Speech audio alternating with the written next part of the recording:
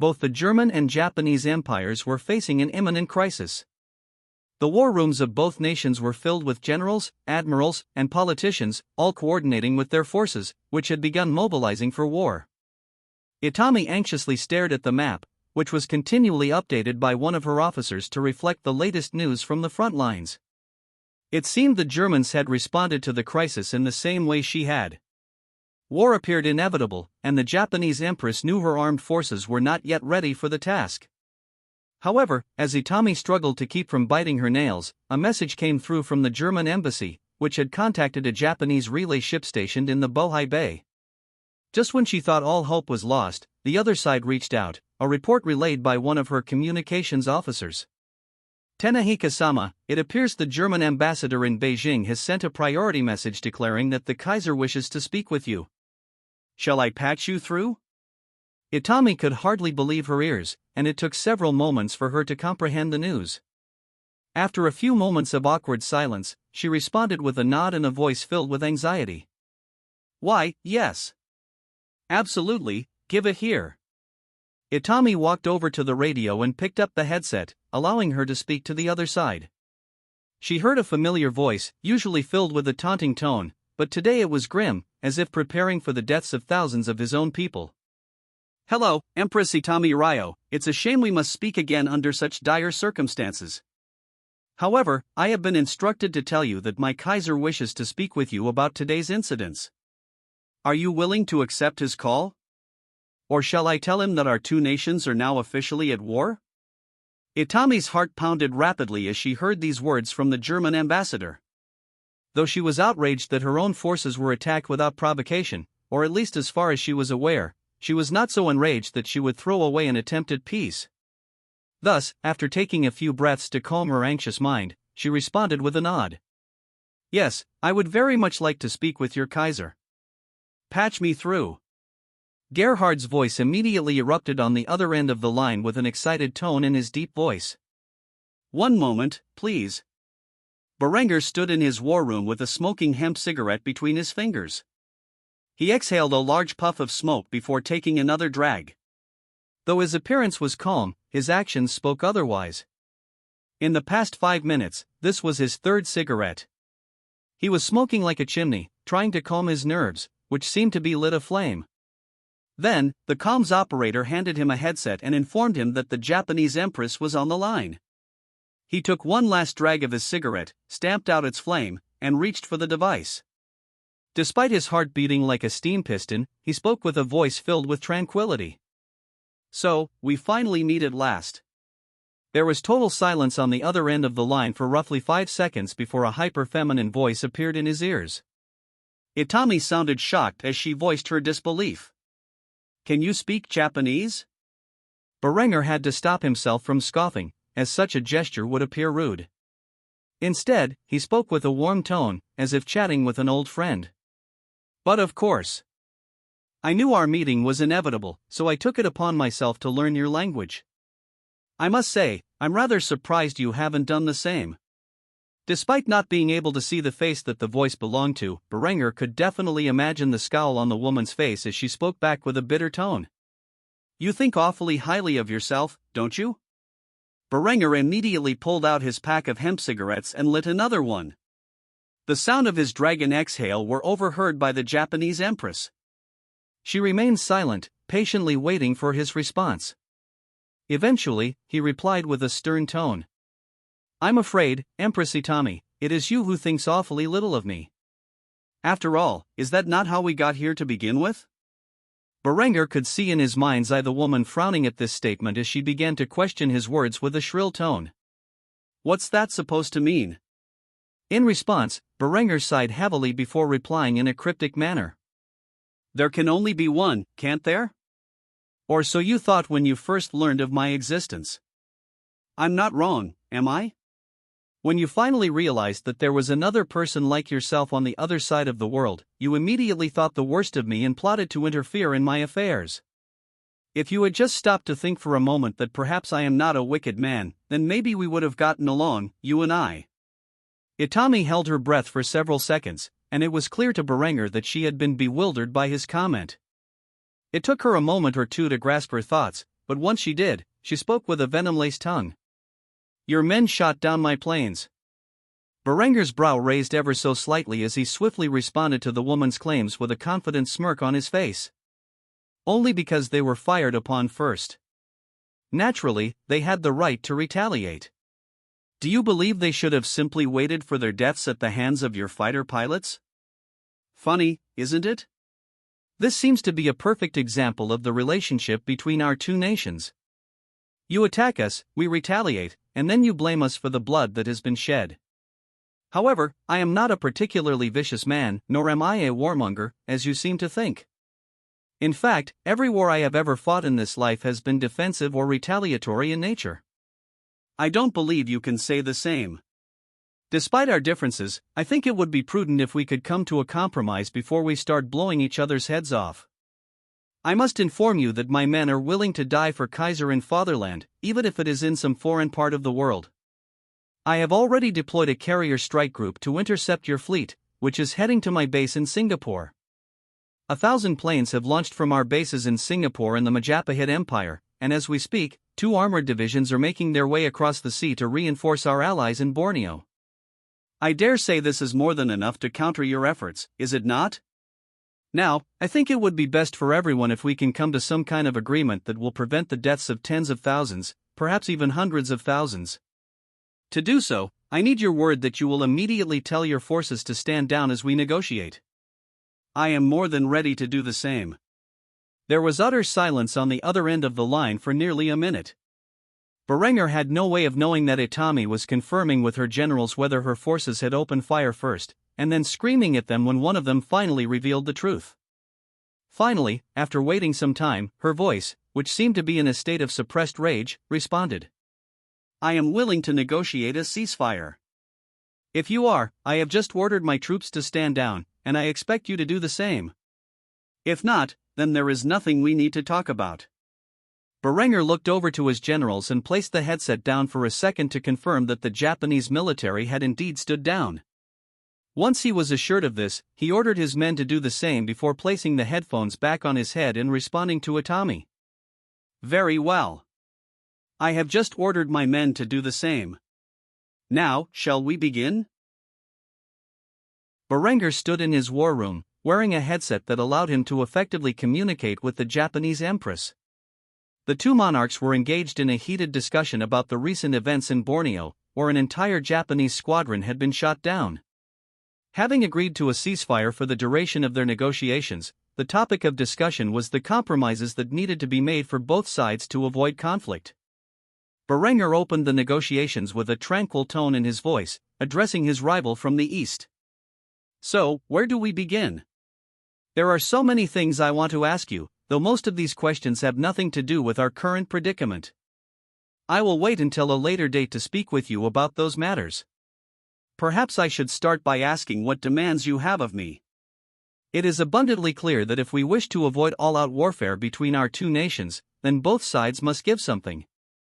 Tell me, Empress Itami Ryo, what do you want me to concede the most?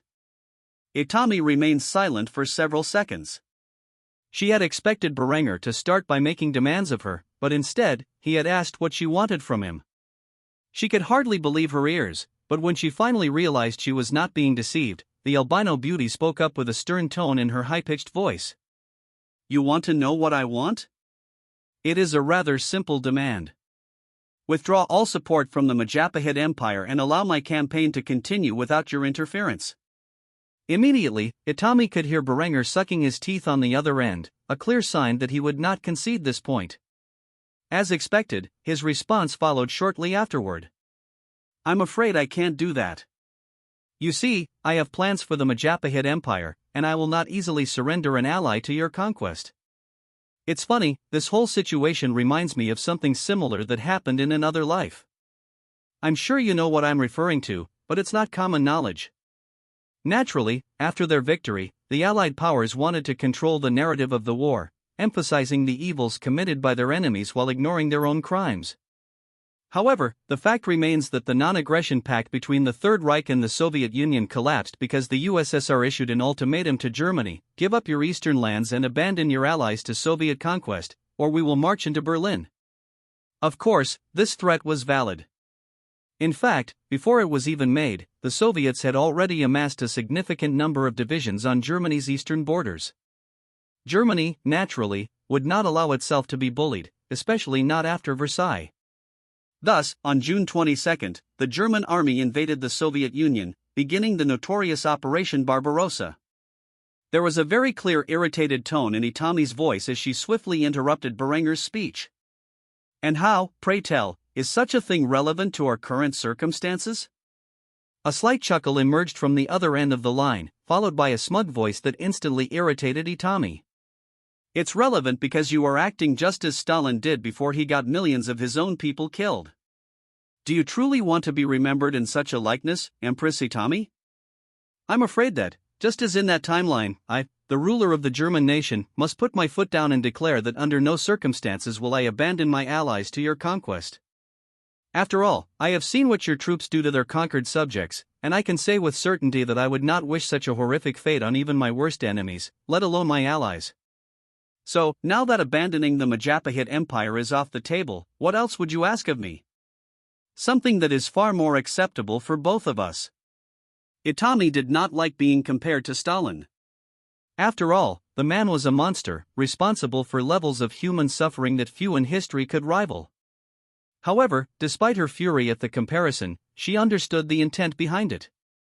Abandoning the Majapahit army was not an option for Berenger, so she had to think of something else that would help her cause.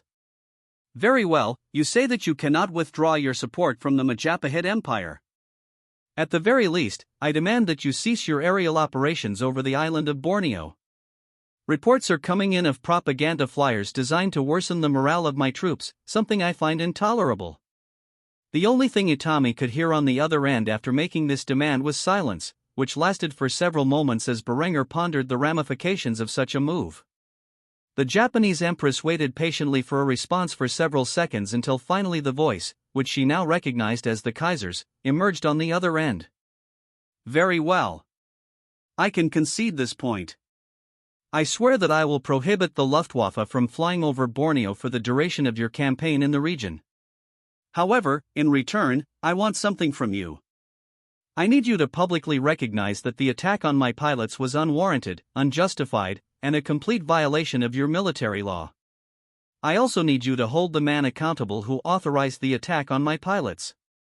An example needs to be set that firing upon my forces is completely unacceptable unless your troops have been attacked first.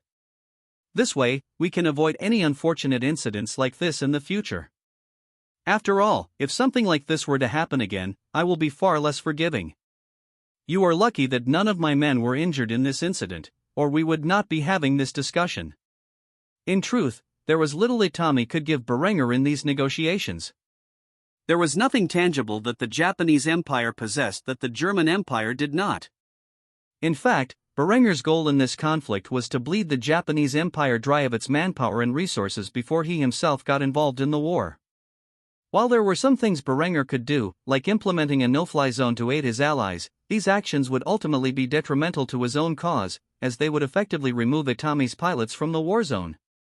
Berenger hoped to drain this resource, one of Itami's greatest assets, in the conflict. However, a public recognition of fault on behalf of the Japanese Empire for this incident was worth its weight in gold. The German propaganda machine would have a field day using Itami's own statement against her. Itami knew this was exactly what Berenger wanted, but compared to the other demands he could have made in exchange for keeping his air force out of the war, it was the most tolerable. After thinking for several moments, a loud sigh erupted from the albino beauty's mouth as she agreed to the condition. Very well, I will publicly announce that the attack on your pilots was unwarranted, unjustified, and a complete violation of military law. I will also hold the man who authorized the attack responsible for his actions, and for those of the pilots who acted on his orders. Is that really all you want from me to maintain the fragile peace between our two nations? A confident smirk emerged on Berenger's lips as he spoke into the microphone with a smug tone in his voice. As long as your only demand is that I prevent my planes from flying over Borneo, then yes, that is all I ask of you. Itami did not hesitate to respond, though there was a defeated tone in her voice. Fine, I will do as you ask, and I expect you to do the same. If that is all there is to be said, then I suppose these negotiations are concluded. I would say I look forward to hearing your voice again, Kaiser Berenger von Kufstein, but I fear the next time I hear it, we will be at war. Berenger managed to get one last comment out before the other line went silent. Good luck. With this conversation, the German Empire and the Empire of Japan had narrowly avoided all-out warfare between their two nations. Having narrowly avoided all-out warfare with the Japanese Empire, Berenger sat down in his seat within the war room and took a deep breath to calm his nerves before exhaling sharply. He could hardly believe that he and Itami had come to an agreement and ceased hostilities for the time being. Berenger had to admit, although there was a hint of irritation in the woman's voice, it was deeply alluring. For perhaps the first time in his life, he began to wonder what the Japanese empress looked like. Berenger had long heard of the woman's esteemed beauty but had never been curious enough to ask about it. After all, he had one of the most beautiful women in the world by his side, and he had always assumed that no matter how pretty Itami might be, she could never compare to Linda. Or so he thought. However, after hearing Itami's charming, albeit frustrated, voice, he began to consider that maybe the rumors were true. As swiftly as these thoughts entered Berenger's mind, they disappeared. He had far more important things to think about than how beautiful the Japanese empress was, and thus he was quick to order his gathered generals around. Have our troops return to their previous positions. We have just narrowly avoided a war with the Japanese, and the last thing I need is for their empress to think I am going back on our arrangements. Also, from this point until I say otherwise, our planes are not to fly over Borneo. Any attempt to do so will be seen as a breach of our agreement. Am I understood? The gathered military personnel all snapped to attention and saluted the Kaiser before responding, "Yes, sir." With that, Berenger nodded towards his generals and left one final statement before his departure from the war room, "Excellent. I trust you all to keep track of things. In the meantime, I'm going to make sure breakfast is prepared for my family. Until we meet again." After saying that, Berenger left the war room and returned to the more peaceful areas of his palace, specifically the kitchens, where he ordered the staff to prepare an exceptionally large breakfast for his large family. On the other side of the world, it was already well past 11 in the morning. The Japanese empress had an unseemly habit of sleeping in late, possibly as a way to cope with her growing depression.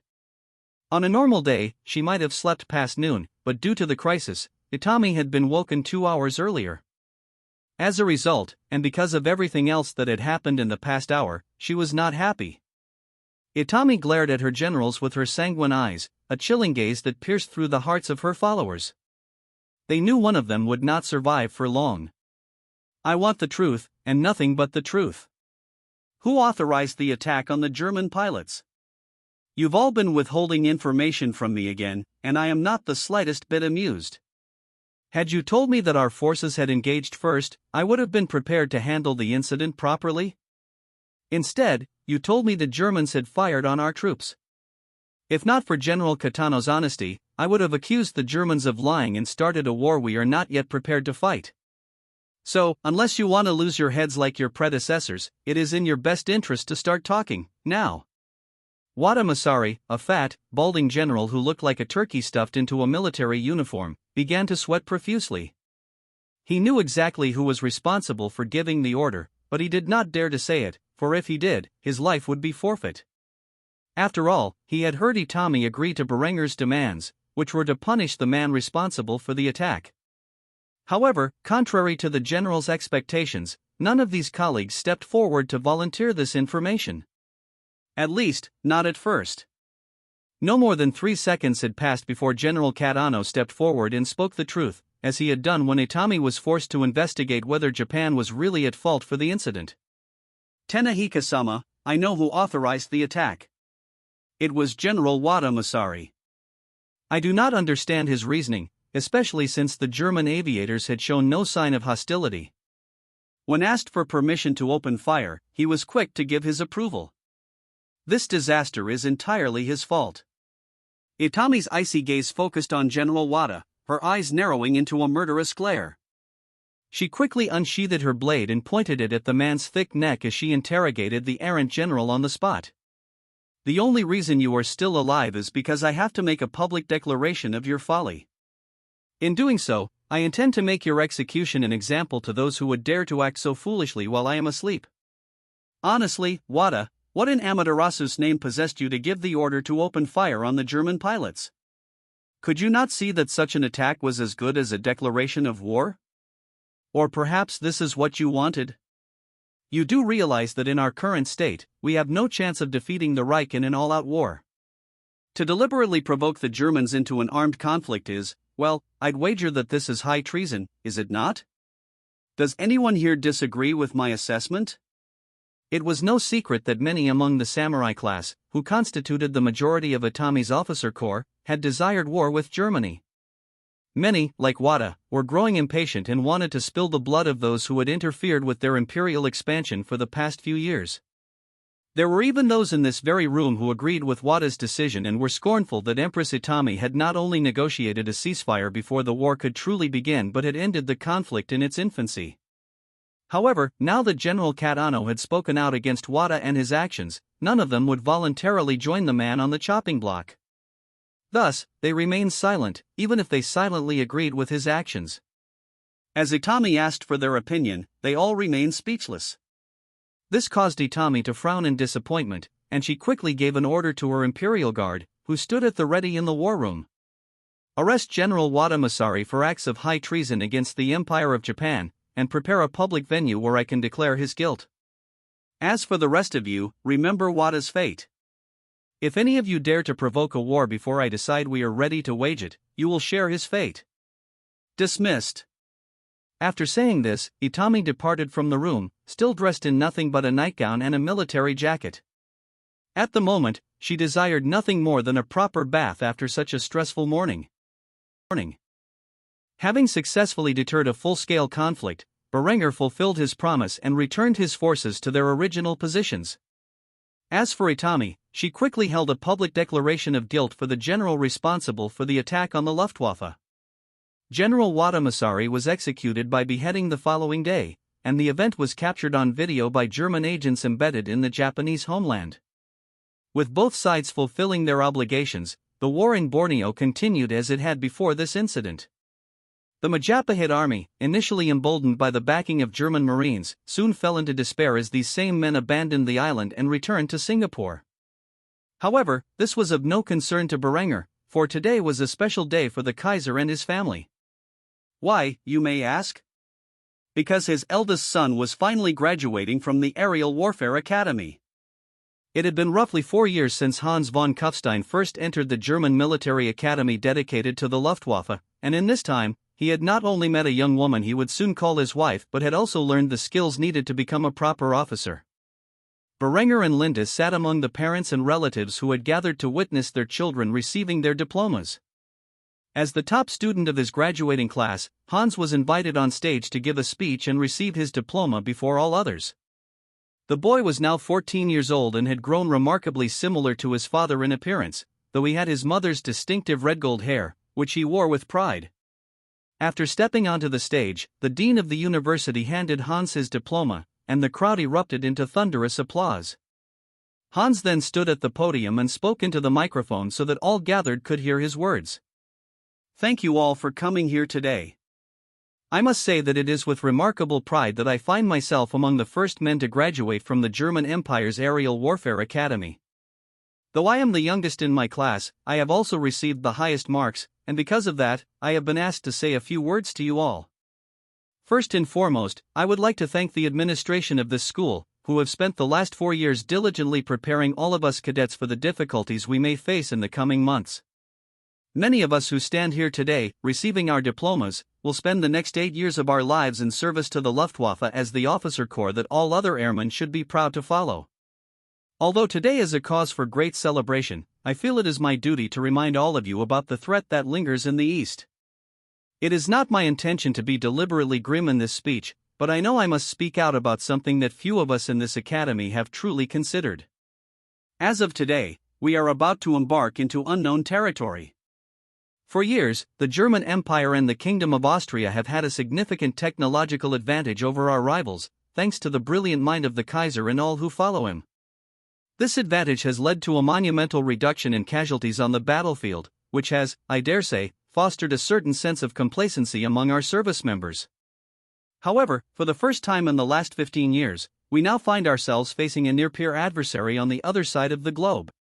The Japanese Empire and their warmongering ways bring our two realms closer to a full-scale conflict with each passing day. This was narrowly avoided just days ago. And although nobody wants to hear such a sobering reality, it is my belief that when this war finally breaks out, we, the German people, will see more death and suffering than we have become accustomed to during this brief period of peace that my father likes to refer to as the Pax Germanica. This is why I am honored to stand beside those here today, who now risk everything to stem the tide of the Yellow Menace. However, I feel that as a prince, and more importantly as your comrade, I must remind you all that although you have graduated from the world's greatest school in aerial warfare, your lives going forward will not be without peril.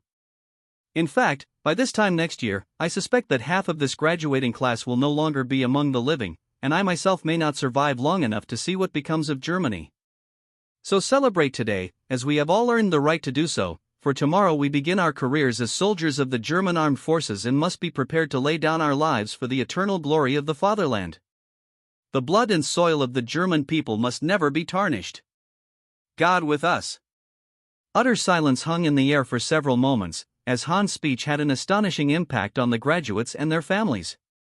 However, it lasted only briefly as Berenger soon stood in the stands and began to clap for his son, which was eventually followed by Linda, and later the entire crowd. Yet the cheers for the prince were not as excited as they had been when he received his diploma.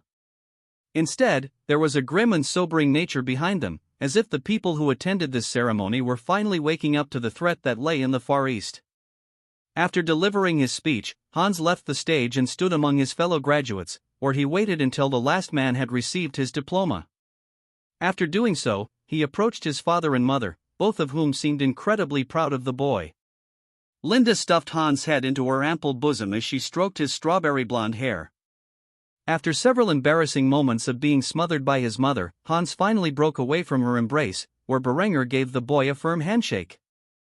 However, when the man finally spoke, Hans was surprised by what he had to say.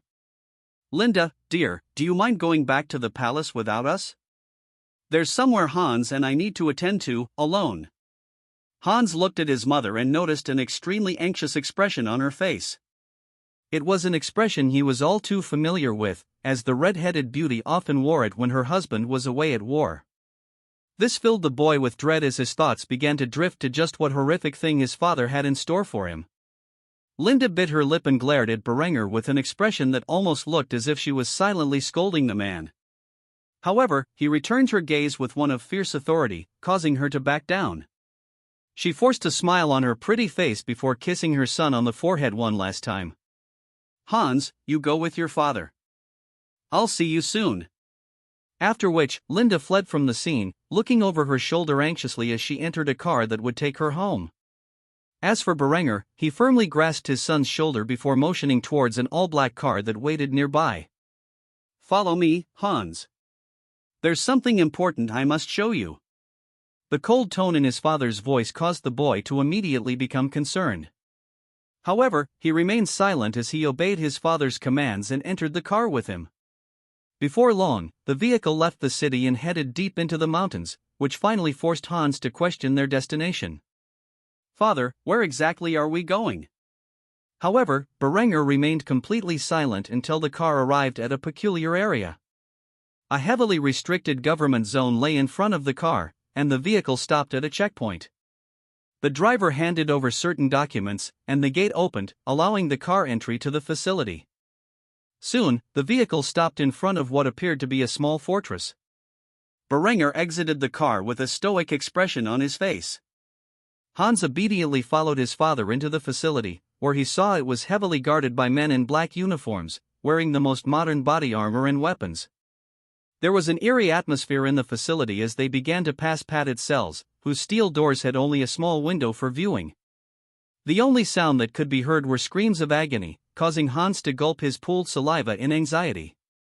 Just as he was about to ask his father what this place was, they stopped in front of a certain cell. Berenger pulled a small key out of his pocket and unlocked the door. Hans gazed into the room to see a man bound in a straitjacket. His face was scarred, and his eyes were completely devoid of thought, indicating he had been tortured to the point of insanity. Naturally, Hans could no longer hide his curiosity and quickly asked his father about the nature of the facility. "Father? Where are we exactly?" Berenger had a chilling expression on his face as he looked into the cell before answering his son. "This is one of several government black sites that exist across our empire. Those few prisoners who call this place home have committed crimes so heinous that death would be considered a mercy. Naturally, rather than wasting their lives with a swift execution, we have deemed it fitting to perform human experiments on these twisted individuals." Hans examined the nearly paralyzed man lying in the cell and shuddered at the thought. However, his curious mind was quick to ask a follow-up question. "Human experiments? For what purpose?" Berenger's brow raised slightly as he gazed upon his son, before answering him honestly. "Mostly for the development of medicine.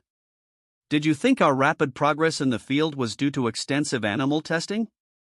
No, these prisoners have all undergone medical experiments. After all, that's all their lives are good for now. If some good can come from the evil they have committed, then I see nothing wrong with it.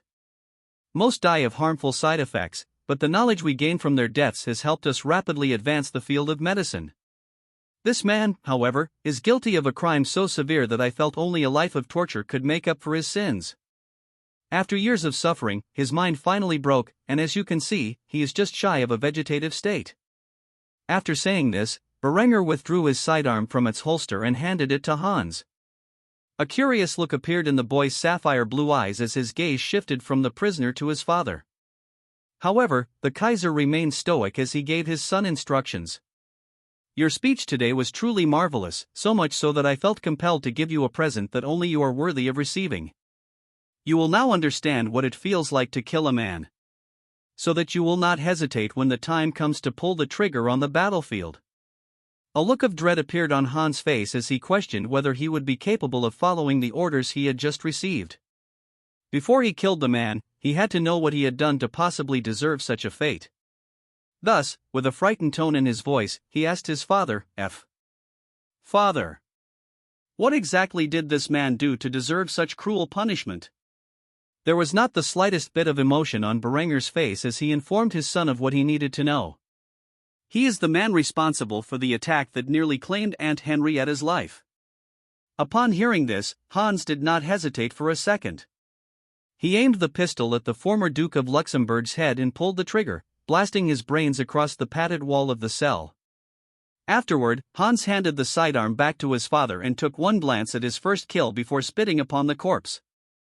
Berenger was evidently pleased with the result. A sadistic grin curved on his lips as he swiftly stashed away his pistol in its rightful place. He then led the boy out of the facility and back to the car. Once safely inside, he held the boy's shaking hand and assured him that everything would be all right. "I'm sure you can tell that your mother did not want me to take you here today. She thought you were too young to bloody your hands. However, as of today, you are a soldier. The last thing I need is for you to hesitate on the battlefield. Such a thing will surely get you killed. Now that you have experienced firsthand what it feels like to kill a man, you will be able to pull the trigger much more easily when the time comes. You will be fine. There is much to celebrate today, and I have several gifts for you once we return to the palace. They will help take your mind off things." However, Hans did not hear a word of what his father said, as he was staring blankly out the car window as it drove out of the facility and down the mountainous path toward the city below. Hans stared out the car window in utter silence. Rain pelted the vehicle as it descended from the mountains into the city of Kufstein below, but the boy barely noticed. His mind was a storm of thoughts. Most boys his age would be worrying about their final exams, but not him. No, Hans was an exceptional child who had graduated from high school at the age of 10 and college at 14. He had just received his diploma from the prestigious Aerial Warfare Academy in Mechanical Engineering, the university of choice for students wishing to join the Luftwaffe. For the next 8 years, he would be deployed around the globe, where survival was uncertain. Yet, it was not this sense of impending doom that troubled him. No, it was the fact that he had just killed an unarmed prisoner in cold blood. Despite his victim being well deserving of punishment, such cruelty troubled the young boy's mind. Of course, he quickly rationalized it as a necessary evil. After all, his father was right. Had he hesitated to pull the trigger on the battlefield, he would be dead. Though it might not seem like it at the moment, the boy quite enjoyed life and had much to look forward to. These thoughts swirled in his mind as the car pulled into the driveway of his family's palace. By the time he realized he was home, he was already inside the building. Hans expected his mother to rush over to comfort him, but to his surprise, it was his fiancée, Veronica, who quickly clutched him to her. Hans looked up at the young woman's mismatched eyes and struggled to find the words to speak. He quickly glanced over at his mother, who stood on the other side of the room with an anxious expression on her pretty face.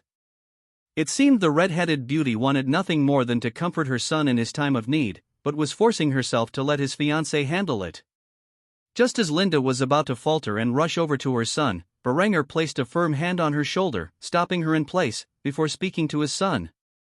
"Hans, why don't you go upstairs with Veronica while your mother and I wrap your presents? Take as much time as you need, son." Veronica's face was warm with a smile as she led the boy upstairs and into his room, where she sat next to him on the bed and drew his head to her chest. She knew the boy was forcing himself not to cry as she petted his hair and whispered softly to him. There, Hans. Everything will be all right. I'm here for you, now and forever." Naturally, the girl had been alerted to what her fiancé had done, a passing of the torch, so to speak, from his mother.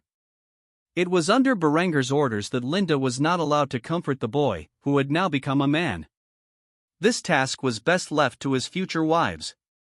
Before long, Noemi and Natalia entered the room, each hugging Hans dearly and doing their best to comfort him as he struggled to come to terms with what he had just done. While Hans was being pacified by his women, Berenger was arguing with his wife downstairs, who was absolutely livid with him. "I can't believe you did that. He's just a boy. He should not have to stain his hands with blood at such a young age." As much as Linda raged at Berenger, she did not move, her expression ever emotionless as she explained her perspective on the matter. "Do I need to remind you that our son has just graduated from the Aerial Warfare Academy at the age of 14? He has already completed his flight training, and in a few short weeks, he will be shipped off to Singapore, where he will be stationed aboard the SMS Österreich, a carrier where he will be a pilot in its air wing. I must remind you that if war breaks out with Japan, our son will be among the first deployed to the battlefield. He needs to know what it is like to kill and how to process such a thing so that he does not hesitate while in the air over the Pacific." Linda began sobbing as she clutched her husband's suit, holding him tightly and repeatedly whimpering into his coat. "Hans is just a boy. He is just a little boy. My precious baby boy." Berenger stroked the woman's strawberry blonde hair, attempting to comfort her as he corrected her views of their son. "No. He is a man now, for he has already gone through both rites of passage that a boy must undertake to truly become a man. This is why it is so important for his fiancées to comfort him as he processes what he has just done." After quite some time, Hans descended from the gilded staircase that led to the upper floor, accompanied by his women. The young man seemed much calmer now, having processed his internal turmoil, and quickly inquired about his graduation gifts. "Father, you said there were gifts for me?" Berenger smiled and nodded before leading his son into the great hall where several presents lay wrapped. On top of the presents was a small clipboard, which Berenger handed to his son. A look of shock appeared on Hans' face as he gazed upon the document. He quickly shifted his gaze back to Berenger, who smiled and nodded, confirming the boy's thoughts. "It's official, your marriage to Anne is set a few weeks after you turn 16. I must say, her father was not happy to hear about what the two of you have been up to, but I persuaded him to see reason. Congratulations, my son, you have a harem almost as beautiful as my own." Linda immediately nudged Berenger in the ribs and pouted after he made such a crass remark, but that only seemed to make their son laugh. Hans smiled, set the clipboard with his marriage contract aside, and unwrapped a small box, which he assumed contained a ring. However, when he gazed upon what lay inside, he was truly surprised. It was indeed a ring, but one that his father had worn for years. It was a treasure he had taken after sacking Rome and executing the Pope. The boy could not help but voice his disbelief. "Father, this is?" Before he could finish, Berenger smiled and nodded, informing the boy of his gift. The Ring of Seoul. Promise me one thing, boy, that when you are deployed overseas, you will always wear this ring, no matter what. After all, it has a powerful charm that protects its wearer from any and all harm. Hans simply scoffed when he heard this last part. He did not believe in such superstitious nonsense. However, in the end, he made a solemn vow to his parents that he would always wear the ring while overseas. Linda, however, stared at her husband as if he were the greatest father in the world. Unlike Hans, she knew all about the gods and divine artifacts. In fact, that very ring had kept her husband safe from harm for years, and yet now he was giving it away to their son. She could hardly believe he, of all people, would be so selfless. After examining the ring for some time, Hans placed it on his finger. At the very least, it was an aesthetically pleasing accessory, and since his father had made him swear to wear it at all times while overseas, he would never remove it, even if he didn't personally believe in the so-called protective charm placed upon it. Shortly thereafter, he unwrapped all his presents. They were mostly shiny accessories and things he would need for his career as an officer in the military. He thanked his parents by hugging them both. They then proceeded into the kitchen to have a large feast with the rest of the family. By the time night fell and Hans retired to his room, he had left behind the turmoil of killing the bastard of Luxembourg, and internalized it as a necessary lesson in life. Instead, he was rather anxious about his upcoming deployment to Singapore. Hans had no idea if his father had specifically chosen him to be among the vanguard for the upcoming war as a way of proving himself, or if he had just been particularly unlucky. However, there was fierce ambition in the young man's heart, as he wanted more than anything to prove himself worthy of the surname von Kufstein, which he had inherited from his illustrious father. Hans stood at the entrance of his family's palace with his luggage near the door, waiting for his eventual departure. His youthful face bore a calm and collected expression, despite being deployed to the vanguard of the German armed forces, which would be the first to intercept the Japanese navy when war broke out between the two empires. The boy was surrounded by family, all of whom prepared to say their goodbyes. It was unknown when the war would begin, but the idea of a family member marching to war was a sobering and grim thought for most. After all, it had been some time since Berenger had last set foot on a battlefield, and in these peaceful years, none had expected the next generation to take up arms so soon. Linda was in tears as she hugged her son and kissed him on the forehead goodbye. Naturally, she was deeply concerned about the boy's safety and continued to repeat a single phrase: "He's too young. He's far too young." After saying her farewells, Hans was approached by several of his fiancées, who had gathered with the rest of his family to say goodbye. Each of them gave him a passionate kiss on the lips and whispered words of encouragement into his ears. "I love you, Hans. Promise me that you'll return to me in one piece. Hans, if you die out there, I will never forgive you. I want you to know that no matter what happens, I am yours, now and forever. Be safe out there, little brother, and whatever you do, don't be a hero." Hans smiled and nodded silently to each of the four young women's statements, but when he heard Noemi's words, he couldn't help but scoff. How could the Prince of Germany not be a hero on the battlefield? Soon after each of the boy's fiancées had said farewell, his siblings approached him, one by one, with Helga being the first. She reached into her bag and handed Hans a small framed painting that contained an image of all the boy's women. Then, she hugged him with all her strength, kissed him on the cheek, and bid her older brother farewell. "Good luck, Hans. I know you will be brilliant." After this brief interaction, the rest of Hans's siblings, including those born to other mothers, hugged the boy and said their goodbyes. Once Hans had said all his farewells, his father approached him, lifted his luggage, and opened the door. "Come on, boy, the plane is already waiting for you. If we delay your flight any longer, you will be chewed out by your CO." Hans wore a bitter smile and nodded his head in silence, casting one last glance over his shoulder before following his father into the car, which took them to the nearest airfield.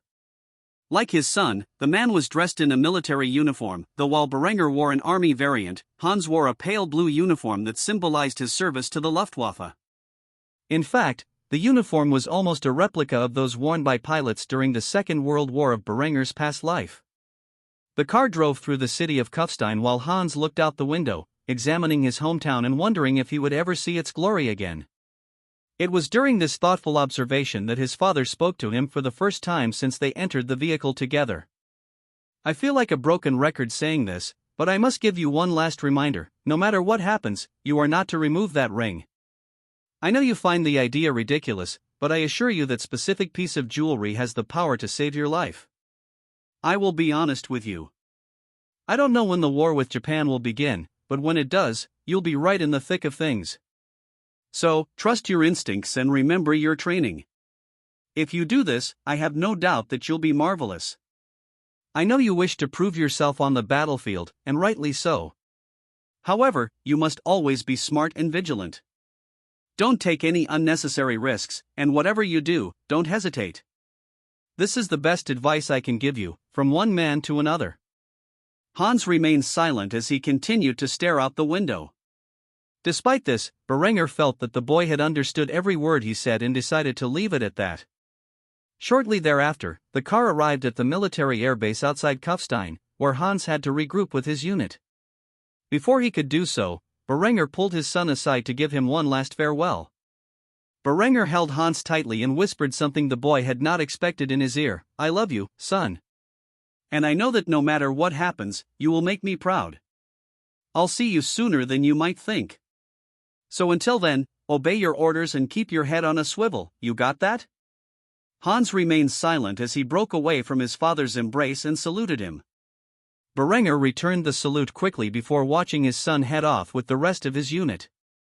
Unlike the rest of his graduating class, who now had to complete specialized training, Hans had already finished flight school and was the first among his peers to enter active service.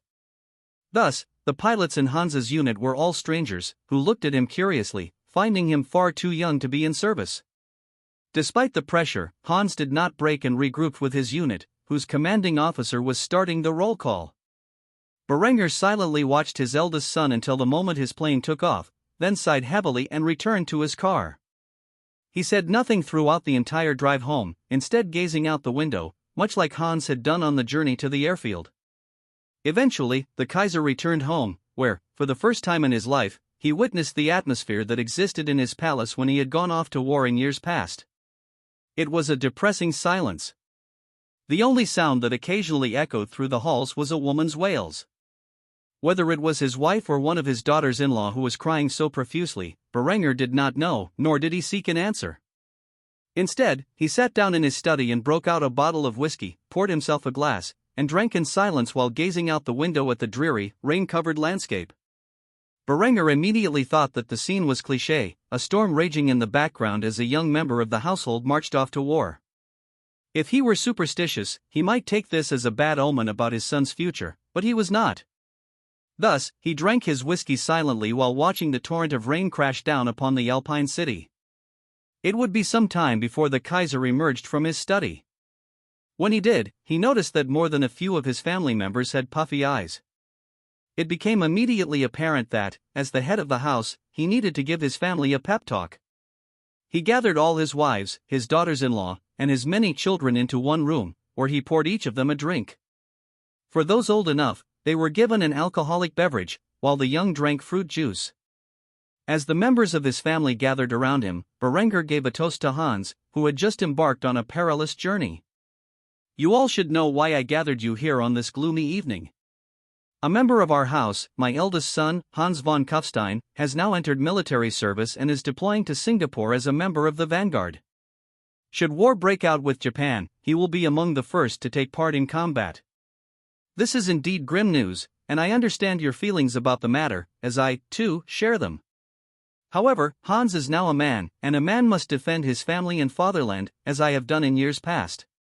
It is his duty, as a prince of this great nation, to stand at the front lines of war and lead his troops by example.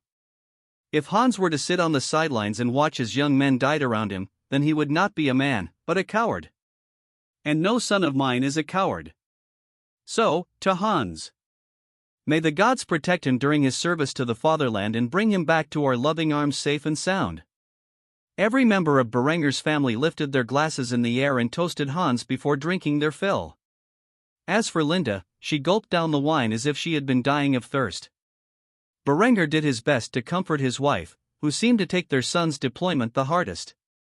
It appeared that for the next few days, he would have to be by her side, along with his other wife, Honoria, who had a special relationship with the red-headed beauty. On the island of Borneo, thunder echoed in the air as the flak guns pounded the skies and the Japanese planes flew overhead. With each passing second, these magnificent weapons shot enemy aircraft out of the sky. Despite their losses, the Japanese bombers continued to move forward. Their goal was simple: drop their payload onto the enemy forces currently blocking the Imperial Japanese Army's path into the southern half of the island. As explosions rocked the aircraft, one of the airmen on board called out to the pilot, who had a determined expression on his face. "The enemy is too strong." By this point, the bombers had already dropped their bombs on 3 separate locations. The flames from the explosions spread across the area, causing massive damage to everything around.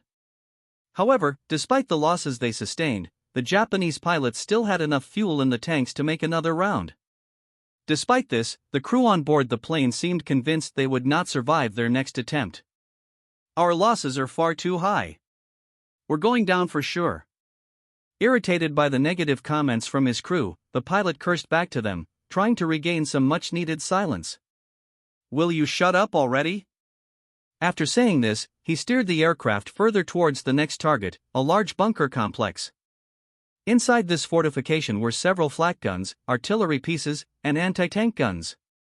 If they managed to succeed in this next attempt, the battle was sure to shift in Japan's favor. With an eager expression on his face, the pilot yelled out to his crew the command that would earn them great prestige. "Bombs away." With that, he pulled the lever, and several large bombs fell out of the hatch, dropping down onto the unsuspecting targets below. The explosions echoed in the air, and the flames engulfed the fort's defenders. Nothing could have possibly survived such destruction. Upon realizing this, the flight crew broke out into cheers as they turned the plane around and headed back to the Japanese airbase located in the southern Philippines. While the Japanese Air Force continued to bomb the Majapahit Empire's fortifications into ruin, the Imperial Japanese Army was on full march. 2 armored divisions had been deployed to Borneo in the wake of the cholera outbreak. The disease continued to spread and ravage the ranks of the Japanese army, causing morale to plummet.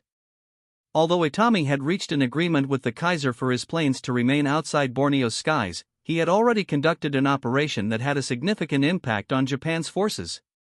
Tens of thousands, perhaps even hundreds of thousands, of propaganda leaflets had been dropped into northern Borneo, written in Japanese, Korean, and several Filipino languages. These leaflets warned the Japanese conscripts to surrender willingly, as the real enemy was stationed behind them. This caused a growing sense of unrest among the Imperial Japanese Army, many of whom were from recently conquered lands and had been forced into service at gunpoint. There was no love or loyalty for the Japanese mainland among these men, nor did they care much for their new empress. Despite the effects of the propaganda leaflets on the Imperial Japanese Army's morale, they continued to march forward into machine gun fire. In the ongoing battle, the cultists sat back and only acted when their own men began to flee. As they sprayed their submachine guns onto the fleeing conscripts, riddling their bodies with bloody holes, something unexpected happened. Mortar shells rained down on the cultists, from an unknown source. The explosions blasted these barrier troops into mincemeat. Those who were not killed by mortars were quickly taken out by sniper fire. Eventually, the Japanese conscripts realized what was happening behind them. If they moved forward, they would be walking into a minefield, and if they were lucky, they would be gunned down by a machine gun. However, an opportunity had emerged for them to escape their predicament. The cultists of the war goddess were being assassinated left and right, and this might be their only chance to escape with their lives. Yet, no one dared to move, as they hid behind their cover, trying not to get killed by the island's defenders. In the end, one man dropped his rifle and ran off into the distance, fleeing the scene while laughing like a madman. Once he had done so, another man followed in his footsteps, and then another, and finally, entire units were abandoning their military equipment in the mud before running off into the jungle, away from friend and foe alike. The Majapahit troops gazed in awe as thousands of men abandoned their duties and fled the battlefield. Some of them even forgot to fire upon the remaining enemies. In the end, over 10,000 men deserted the battlefield, leaving only those from the Japanese mainland behind to fight. However, these men had much more resolve to fight than the conscripts, and thus, during the bewildering scene, they boldly advanced forward into the enemy's defenses without fear for their lives. Many of them stumbled upon landmines and were torn apart by the vicious weapons, while others were hit by machine gun or rifle fire. Still, this did not deter the Japanese advance. With the banner of the rising sun in hand, a Japanese soldier stormed through the minefield and, somehow miraculously, made his way into the Majapahit trench line, where he was quickly gunned down by the defenders. However, as he knelt on the ground, life fading from his eyes, he used the last bit of his strength to stake the banner into the ground, a guide for his comrades to follow. Soon thereafter, thousands of Japanese soldiers poured through the minefields and into the enemy trenches, rifles and bayonets at the ready. They fired their shots into the bodies of the Majapahit defenders and, with a zealous war cry, slew any man who was not Japanese. Tenahika Banzai! The battle raged on, and the Majapahit defenders stood their ground, knowing that if they lost this battle, the gateway to the south would be breached, and it would not be long before the Japanese took the island of Borneo as their own. With every ounce of their strength and pride, the Majapahit defenders continued to fire their rifles and machine guns into the advancing ranks of the Japanese. When the enemy came at them with bayonets, they met them in kind. The echo of machine guns resounded in the air as the Majapahit defenders struggled not to drown in the mud of their trenches. Meanwhile, the Japanese continued to pour through the minefield, explosions occurring with every few steps, seemingly unfazed by the prospect of death. Though the bulk of their army had deserted, these men were true believers in the empire and would gladly give their lives for their homeland. After all, when compared with the rest of Asia, Japan was the most advanced state in the east, something these men took great pride in. With the trench line invaded by the enemy, the Majapahit defenders tried their best to drive out the Japanese, but to no avail. Before long, the last Majapahit soldier fell to the blade of a Japanese officer. Where the banners of the rising sun were raised over the trench line, symbolizing the Japanese victory. On this day, the Imperial Japanese Army broke through their greatest barrier on the way south. However, they also faced mass desertions, which would force Empress Itami Ryo to re-evaluate her position on using foreign conscripts. In the coming days, Majapahit guerrillas would begin attacking the cultists in the rear lines, causing chaos and panic on the battlefield as the Japanese struggled to maintain their ranks. However, this did little to stem the tide of the Japanese invasion. As a result of losing half of Borneo, the Majapahit king sent another 100,000 men to reinforce their position in the south, forcing Empress Itami Ryo to respond in kind. Though the Japanese had succeeded in breaking through the southern half of the island, they would soon find that the war for Borneo was far from over. Naturally, Germany would do everything in its power to make life as miserable as possible for the Japanese soldiers. However, their ultimate goal was not to retake Borneo for the Majapahit Empire, but to force Empress Itami to bleed as much manpower and resources into the conflict. For the Kaiser knew that the true war was just on the horizon. Hans stepped off the plane's ramp and immediately felt as if he was being barraged by the sun on all sides of his body. The humidity of Singapore was something the boy, who had grown up in the Alps his entire life, could not easily handle. In fact, Hans's first instinct was to roll up his sleeves and unbutton his collar, which appeared to be the common fashion among men deployed in the tropics. While Kufstein had its own airbase, it was a rather small facility. Compared to the vast naval and airbase in Singapore, which housed tens of thousands of German soldiers, Hans felt that the facility where he had first learned to fly was utterly inadequate. However, the boy did not have much time to take in his surroundings, as the highest-ranking officer on the plane was quick to give orders to the men who disembarked. Not everyone on the plane was in Hans's unit. In fact, he seemed to be one of the few pilots leaving Kufstein. Most of these men were veterans returning from their leave to the tropical paradise that served as the German Empire's largest coalition in the eastern half of the world. The officer gave Hans directions to his new station, the SMS Österreich, which sat proudly in the bay as the largest warship Hans had ever seen. The carrier was massive, capable of supporting thousands of crew members and the 42 planes on its deck. It was practically a floating city, as far as the boy was concerned. Though many people stared at what they considered a child in a Luftwaffe uniform, none dared to get in his way. After all, Hans was a well-known celebrity throughout the Reich.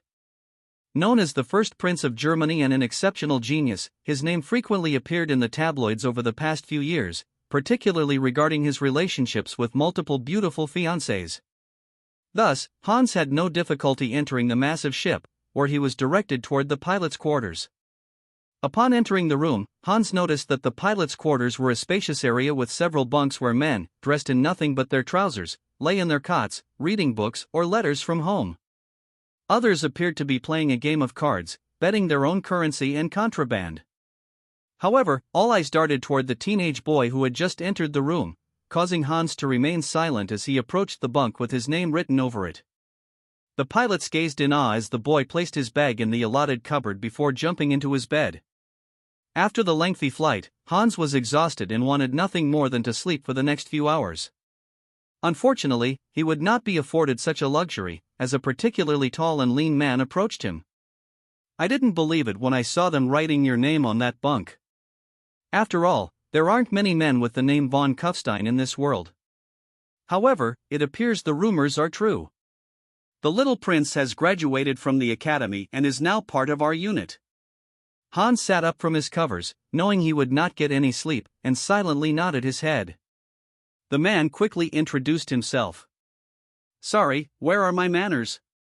Lieutenant Johannes Wagner, but you can call me Haywire." The man then reached out his hand in an attempt to shake Hans's. Hans lightly smiled before returning the gesture and introduced himself to the unit, despite everyone already knowing who he was. "Lieutenant Hans von Kufstein, it is a pleasure to meet you, Haywire." Lieutenant Wagner nodded in approval before introducing the rest of the unit. "That surly-looking fellow over there is Lieutenant Walter Vogel, but we just call him Apex.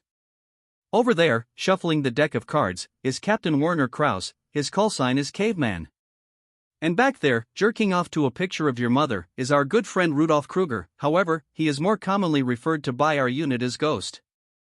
There are several others in our bunk who are out and about. I'll introduce you to them later. So, what's your callsign, anyway?" Hans quickly glanced at Ghost to see if he was actually jerking off to a picture of Linda. While the man wasn't engaging in such a scandalous act, he was indeed admiring the beauty of the Kaiserin whose picture was posted on the front page of a fashion magazine. Hans's attention shifted immediately when he heard Haywire's question, and he was quick to answer. "They call me Prince." The crew broke out into laughter, and Hans could distinctly hear one of his new comrades mocking him for such an obvious call sign. "That's not very creative, is it? I guess your class wasn't the most imaginative bunch, were they?" Call signs were nicknames given to pilots during flight school, inspired by any number of things, from certain behavior to surnames. However, Hans was given his call sign simply because of his unique position in life as the eldest prince of the imperial family. In all honesty, he too felt it was a bit lacking compared to some of the others he had met. However, there was no use in complaining. At the very least, it wasn't something distasteful, and so he laughed along with his new unit as Haywire volunteered to show him around the ship.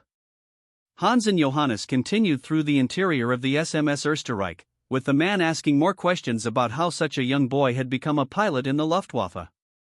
"So, Hans, tell me how you ended up in this position at such a young age. I've always heard you were a genius, but as far as I know, the minimum age for military service is 17, and that's with your parents' permission." Hans sighed heavily as he repeated the same story he had told practically everyone at the Aerial Warfare Academy when he was first admitted nearly 4 years ago. "I graduated from high school when I was 10 years old. I convinced my father to allow me to attend the Aerial Warfare Academy. I then went through 4 years at the school, while also undergoing flight school at the same time. This was largely due to my father, who decided to get my flight training done before I actually entered active service. As the Kaiser, he pulled some strings to get me admitted at such a young age. If I'm being honest, I think he wants me to see combat, knowing that this upcoming war with Japan might be my last chance to serve with distinction. After all, once we break the Japanese Empire, there will be no real threats to the Reich, and any wars we wage in the future will be against savages armed with bows and spears. It's not a particularly interesting story. Sorry to get your hopes up." Haywire nodded his head in agreement with Hans's perspective. He thought there might be something more interesting behind why such a young boy was already a pilot in the military, but it ultimately came down to the least entertaining reality: nepotism. Ultimately, the Reich was a meritocracy, but there were instances where those in power, like Berenger, used their connections to give their gifted children a head start over others their age. However, this was still uncommon. This led Johannes to change the subject and ask Hans another question that had been burning in his mind. Alright, I get it. So, what planes are you certified to fly? I need to know if you're going to be my wingman or not.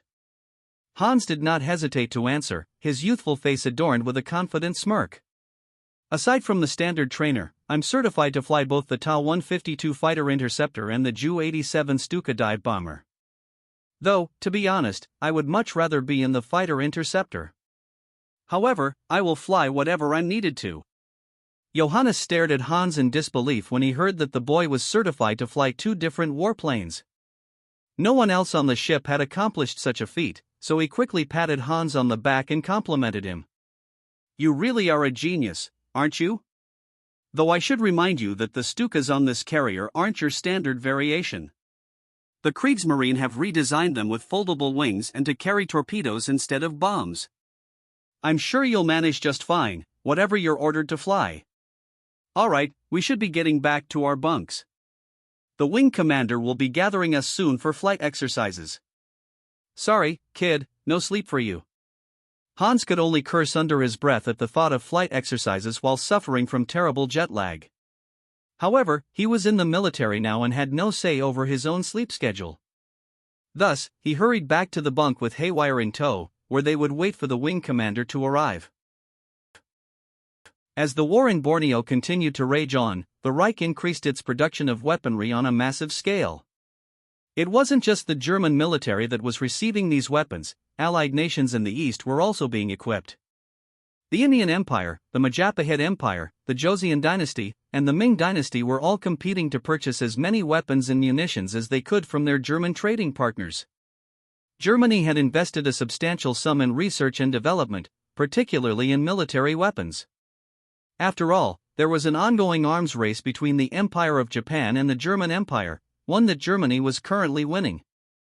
However, Berenger did not dare to rest on his laurels and had ordered his best engineers to continue developing weapons systems. At the Kufstein Royal Armory, a team led by Jacob von Thagau, the eldest son and successor to the legendary Ludwig von Thagau, was working on a top-secret project that promised to usher in a new era of aerial warfare. In the bay of an aircraft hangar sat a single prototype fighter aircraft.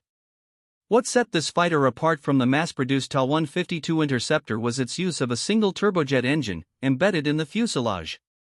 After extensive experimentation and input from the Kaiser himself, this new jet fighter was produced in the hangar. Though it was still experimental and had yet to fly, the men who worked on the project were immensely proud of their creation. This jet fighter bore similarities to second-generation jet fighters from Berenger's past, such as the F-86 Sabre, the MiG-15, and the later MiG-17. All of these were somewhat based on the Ta-183 prototype jet fighters that the Germans had experimented with during World War II. The jet fighter was capable of transonic flight and came equipped with a radar. Since it was a prototype, it was not yet armed with weapons.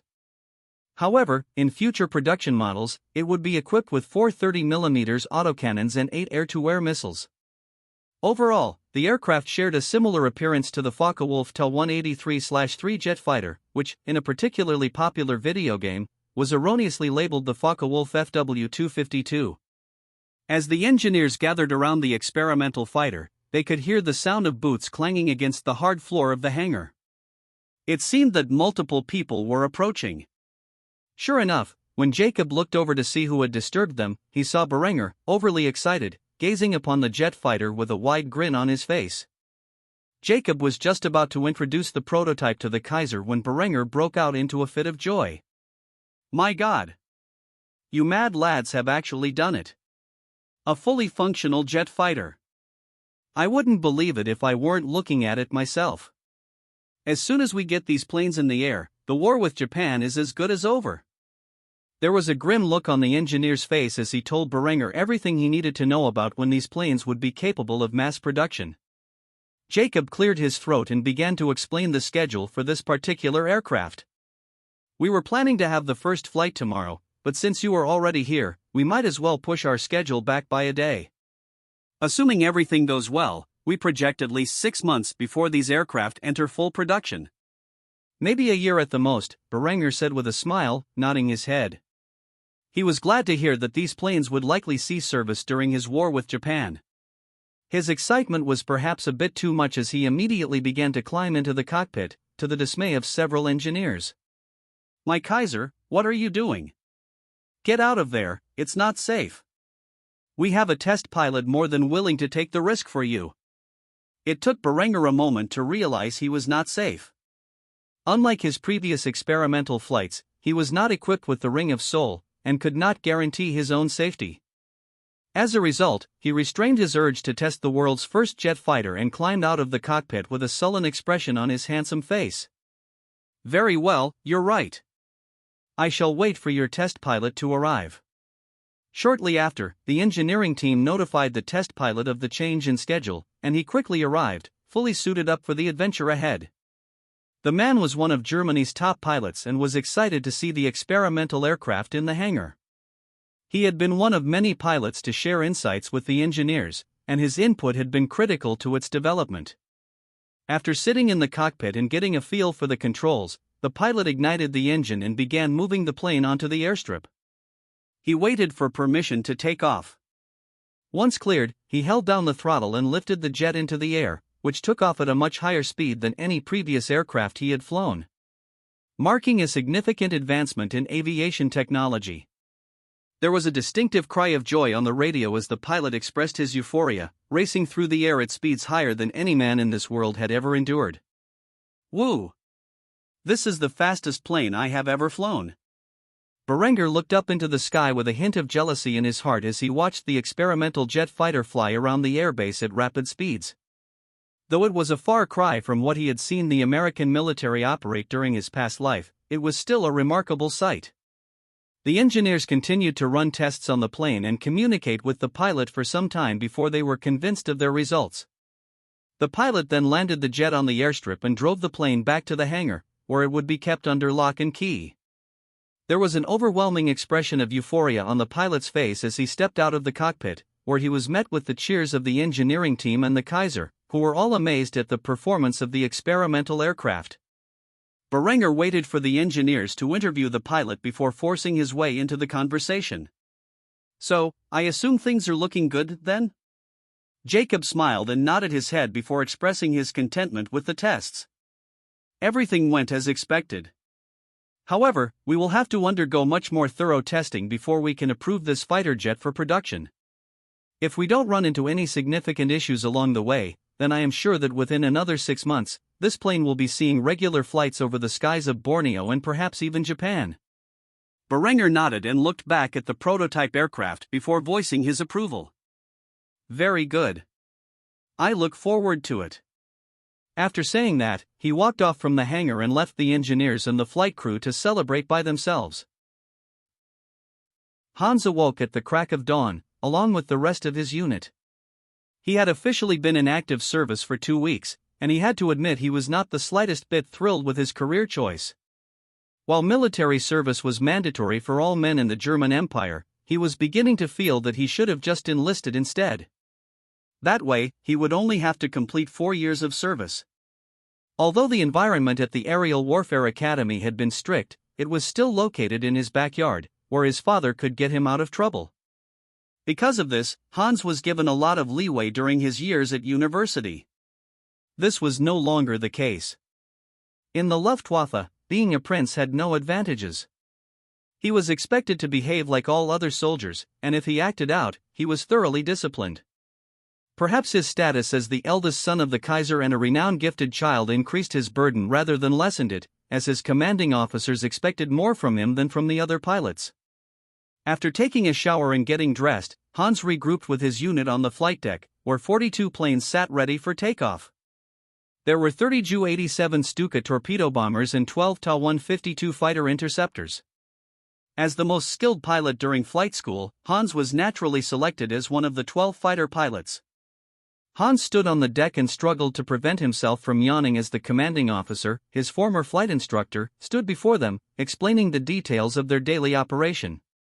Much like Ghost, the commander was an avid fan of Hans' mother.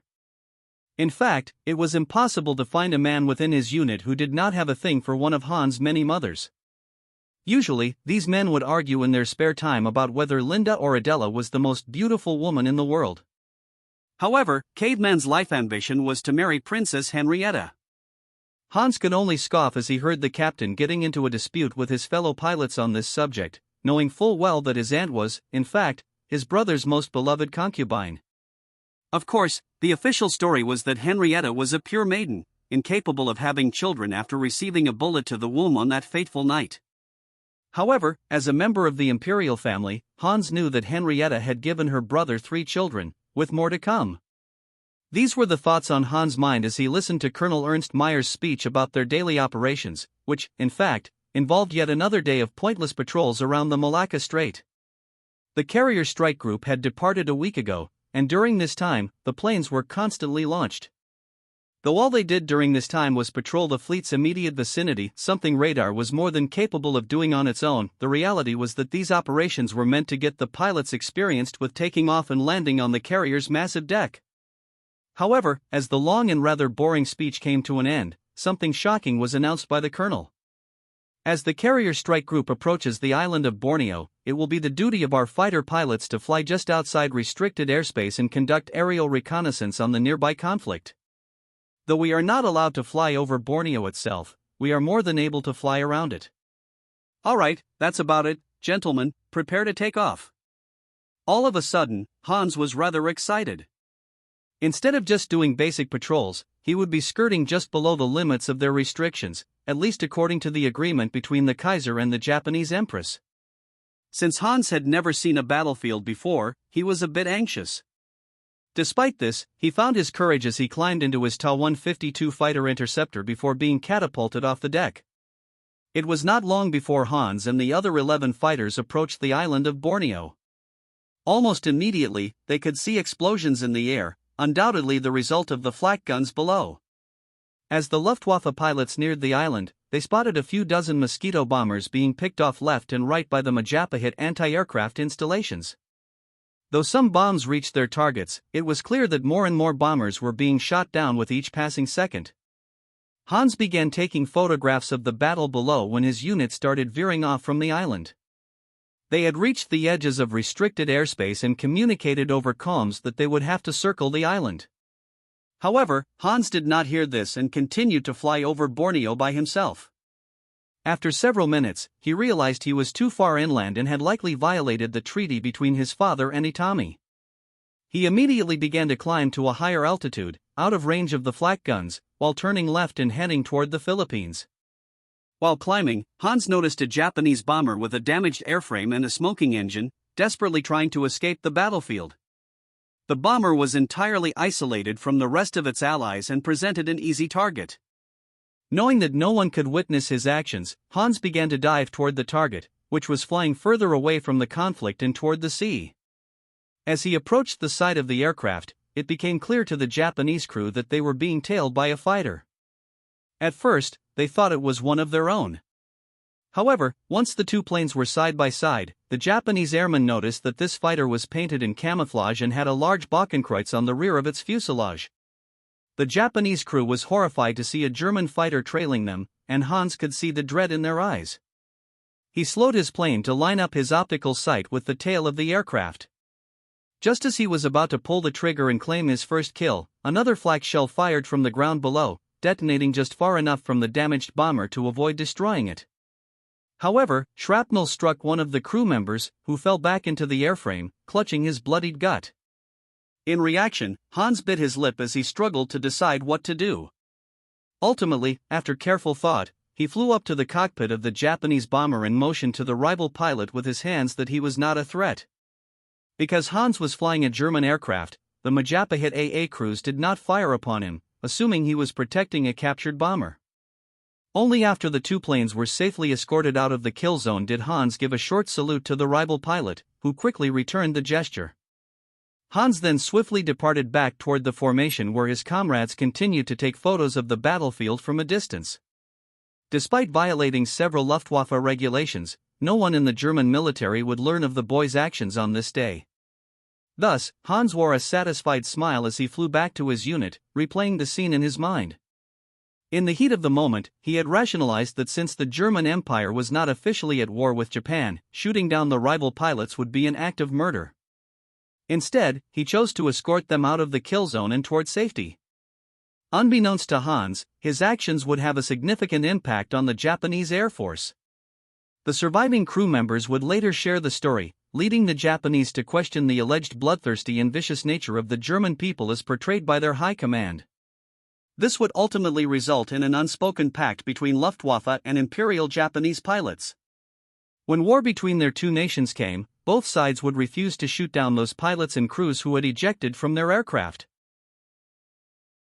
Adela sat within the nursery of the Imperial Palace of Germany. Like many of Berenger's other women, she had recently given birth to another child. As per her agreement with Linda, this would be her last. The infant boy slept in her arms, and she cradled him carefully as if he were the most delicate being in the world. While Adela was looking after her child with a loving smile on her face, Henrietta entered the room with her newest offspring in her arms. The woman rushed over to her cousin, sat down next to her, and asked the question on her mind. "How is little Manfred doing?" Adela gazed upon her young son, who was fast asleep, and grinned before looking over at Henrietta with an excited expression. "Manfred is doing well. Ewald says he's a perfectly healthy little boy. What about you?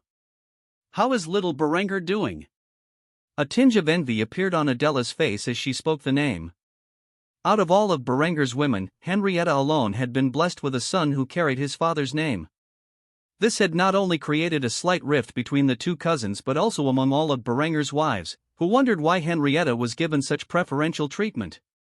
While Berenger loved Linda with all his heart and considered the woman his soulmate, he doted on his little sister like no other.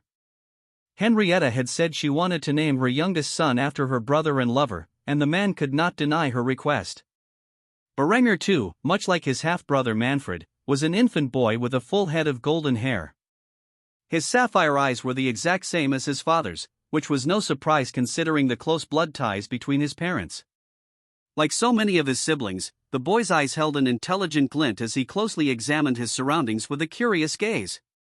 Berenger too seldom cried, which was considered unusual even among his father's most intelligent children. However, the family physician, one of the most educated men in the world regarding biology and medicine, determined that there was nothing wrong with the boy. Henrietta reflected on this after hearing Adela's question and wore a proud smile as she spoke about her newest son. Never better. In fact, Berenger suspects that little Berenger might one day be the most brilliant of all his children. Though I don't know the basis for this assumption.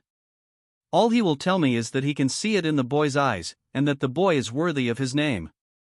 Naturally, as far as the public is concerned, little Berenger here is your son. I must say, you have a remarkable ability to conceive twins, Adela. This comment made both women giggle. As far as the public was concerned, all of Henrietta's children were Adela's. This thought was amusing to the two cousins, who found the story wholly unbelievable. Still, if the Kaiser said that his wife Adela was giving birth to multiple sets of twins, the public had no reason to doubt his word. After having their fun at the public's expense, Adela and Henrietta placed their young sons, Manfred and Berenger too, into two different cribs before leaving the nursery while holding hands. Much like Linda and Honoria, Adela and Henrietta shared a special bond and preferred each other's company when their husband was not around to shower them with love and affection. Adela took the lead and led Henrietta to the palace's bar, where the usual bartender was working her normal hours.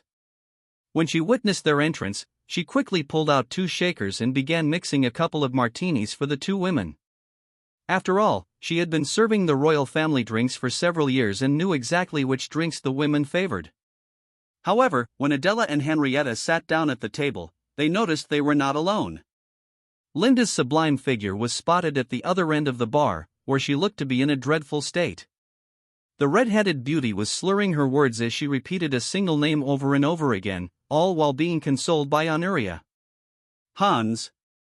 Oh Hans. My baby boy. It was no secret that Linda had entered a state of depression and anxiety ever since her eldest son first deployed to Singapore.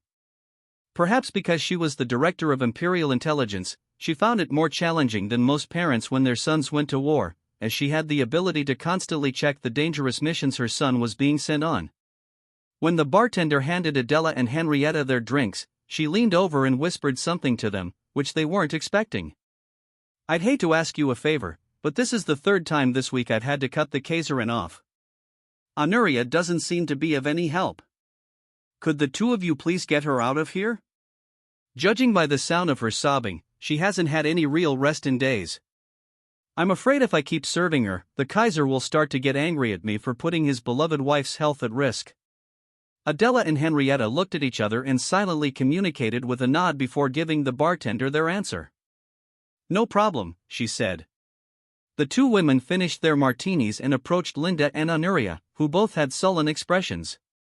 Adela quickly grabbed Linda's arm and wrapped it around her shoulder, while Henrietta did the same on the other side. "Come on, Linda, let's get you to bed. You need some sleep." Linda, however, struggled to break free from their arms and continued to cry, refusing to leave the bar. "I'm not going. I haven't had enough to drink yet. Besides, I can't sleep, not when every time I close my eyes I see." The words didn't escape her lips, as if they were too terrible to speak aloud. Even so, both Adela and Henrietta could guess what was haunting Linda. Adela sighed heavily before whispering something in Linda's ear that made the red-haired beauty blush. With a silent nod, she agreed to be carried to her room, with Anuria following the group. Once alone in a particularly large bedroom with a substantial mattress, Adela and Henrietta lowered Linda onto the plush bedding, then stripped her out of her dress and undergarments. Once they had done that, Adela undressed as well, causing Henrietta to raise an eyebrow in curiosity. Before she could ask a question, Adela glared at both Henrietta and Anuria. "Well, are you two going to strip and join us? Or are you just going to watch?" Anuria did not hesitate to strip out of her clothing and join the other two in bed, which prompted Henrietta to sigh and follow suit. Once they were all undressed and under the covers, they spooned with Linda, who had passed out from her own intoxication. The warmth of their bodies spread into the red-headed beauty's heart and mind as she slept with a smile on her pretty face for the first time in days. The next day, after waking up feeling refreshed, the four women had a lengthy conversation about Linda's worries. By the end of it, she felt much less aggrieved about the dangerous situation her eldest son found himself in. While the war in Borneo raged for all the world to see, a much more clandestine conflict was unfolding on the Japanese mainland. It had been some time since the German Empire had infiltrated Japan with their field agents, many of whom were Japanese defectors recruited into the ranks of German imperial intelligence for this very purpose. Linda had long planned to begin counterfeiting Japanese banknotes, and now was the time to implement this plan. A native Japanese man by the name of Yoshida Akihara was currently in a discussion with a group of criminals within the domain of the Shimazu clan, posing as a rogue agent of the Japanese Treasury Department. In her rush to build a Japanese empire capable of contending with the Germans across the sea, Itami had neglected many of the things necessary to create a solid, centralized state. As a result, the old samurai clans, especially those who were once daimyos, held significant authority over administrative regions and the military. One of these was the Shimazu clan. Yoshida Akihara held a money printing plate in one hand and a stack of counterfeit bills in the other, as he tempted a local gang leader with ideas of wealth and prosperity. "I'm sure you are aware by now that the Treasury Department has stopped minting silver coins and has instead begun producing paper banknotes. As I informed your subordinate when I first approached him with this offer, my name is Ayanakuji Moriyori, and I am an agent of Her Majesty's Treasury Department. I know your gang has been battling with your rivals for control of this domain. However, wars are expensive, and I am sure you understand that a substantial supply of currency is needed to buy the tools required for success in your ambitions. What I'm about to offer you is an opportunity that only you will be given. As you can see, this is what is called a printing plate. It is a tool used by the Treasury Department to print new banknotes. I was lucky enough to get one of these from my workplace. With this, you can create undetectable counterfeit banknotes that can be spent anywhere in the empire. You will have so much money that you could even bribe armorers to give you military weapons. No more swords and spears, your crew will be armed with pistols and submachine guns.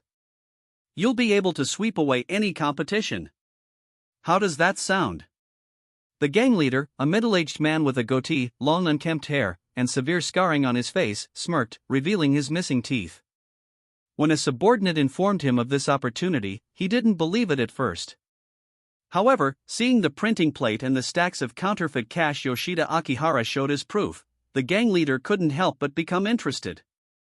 Still, he had his doubts and quickly interrogated the man posing as a federal agent. "Tell me, if these printing plates can do everything you claim, why come to me?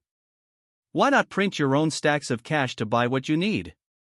I'm curious. Why would you sell such a valuable object?" Naturally, Yoshida had a response prepared. He feigned exhaustion, as if he were a perfect actor, before explaining his supposed woes. "Well, to be honest, I'm in a bit of a dire situation. As you may already be aware, when Her Majesty becomes particularly agitated, she has a tendency to purge those she deems inadequate or disloyal from her ranks. My performance has not been up to par as of late, and I fear that, as this war continues to amass losses, she will turn her sights onto me. After all, the economy is not doing well, especially with all the sanctions placed against our empire. I truly believe it is only a matter of time before she starts lopping off heads at the treasury, and I fear I will be first among them. Given that you are part of the underworld, I assume you know that the Ming smugglers do not accept Japanese banknotes as valid currency, and as a result, I am in desperate need of silver to smuggle myself and my family out of Japan. The only valuable thing I possess is this printing plate, and thus, I have decided to sell it to you." The gang leader thought carefully about Yoshida's response, strictly examining the story for any plot holes or risks to himself in accepting this trade. As the leader of one of the most prominent gangs in the Shimazu domain, he knew well that the Ming smugglers only accepted silver as their currency of trade. So he had no doubts about this aspect of Yoshida's story. He was also aware of the many political purges that had occurred in recent years and how far down the ladder they affected government employees. So this aspect of Yoshida's tale was also believable. What the gang leader had a problem with was how Yoshida had acquired this invaluable device and whether the Treasury Department would notice its disappearance. Thus, he was quick to ask about this. "All right, say I believe your story. There are just two things I am curious about. How exactly did you manage to take such a valuable object, and will the Treasury Department notice it's gone? Because if they do, they can easily trace it back to me once I start counterfeiting banknotes." Contrary to the gang leader's expectations, Yoshida wore a confident smirk as he leaned back in his chair, as if the question were absurd. He shook his head and responded with a firm tone. "You don't need to worry about that. The Treasury Department has a policy where, after a certain number of bills are printed, they dispose of these plates.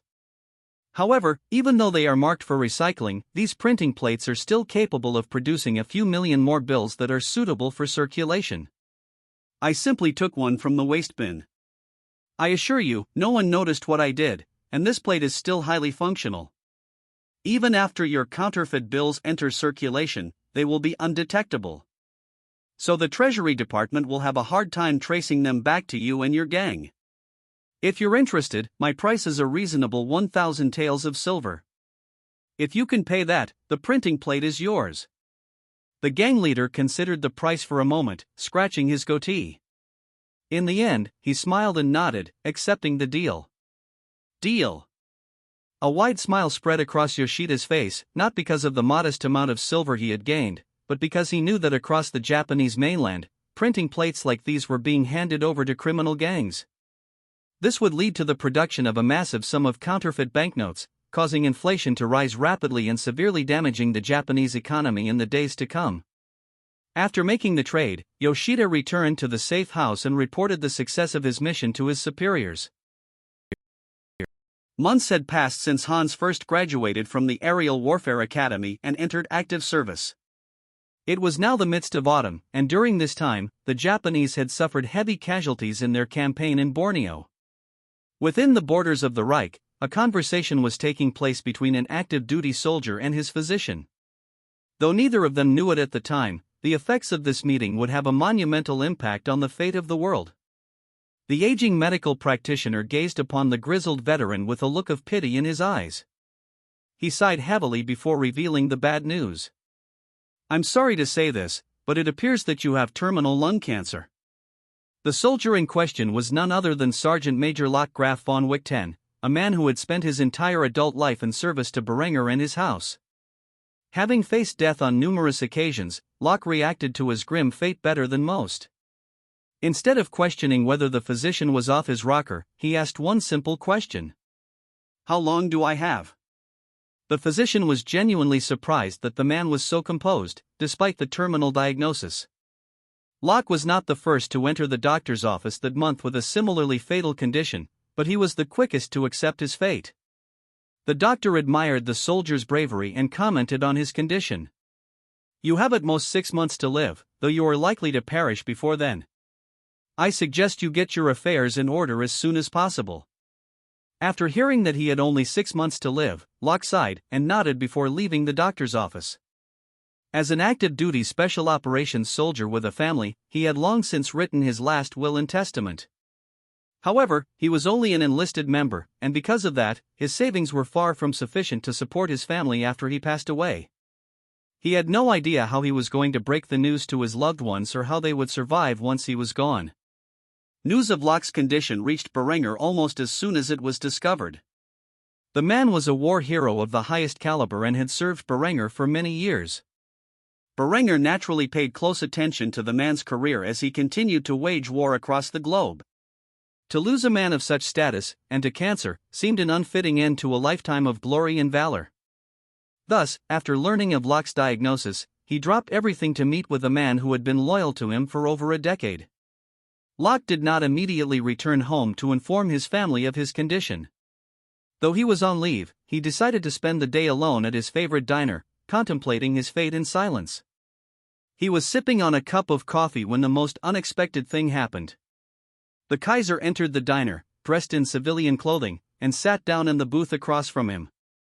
Locke immediately guessed why such an important figure had stopped by and scoffed, making a crass remark. I should have known you would find out about my condition before I even had time to alert my family. So, to what do I owe the pleasure? Berenger had a stern expression as he ordered a cup of coffee for himself. The moment it arrived, he pulled out his flask and poured a shot of whiskey into it, offering Locke the same. Locke did not refuse such a generous gift, and the two of them sat in silence for some time before Berenger finally spoke. You have served in my armed forces since I was nothing more than a lowly count. During this time, you have proven yourself to be a war hero of the highest order, and you have been awarded for your efforts on the battlefield. What you have sacrificed for Kaiser and fatherland is beyond my ability to repay, and I know I have no right to ask this of you, but I require one final act of service from you. After spending years in Berenger's army, Locke had a general idea of what was about to be requested of him, and so he silently nodded, allowing the Kaiser to make his request. Once he had done so, Berenger wore a bitter smile before speaking again. What I need from you is a casus belli, a justification for war with Japan. I know that you have at most 6 months to live, and I am also aware of your current financial situation. If you do this for me, I will ensure your family is looked after for the rest of their days. Naturally, Locke had expected such a request and simply sipped his coffee in silence for several moments before responding to Berenger. When he did, there was a smug look on his face. Rather than spend my last days in the loving arms of my family, you would ask me to give my life in service so that you can provoke a war with Japan? I assume you have an entire unit of forsaken souls like myself prepared for the task, and you want me to lead them?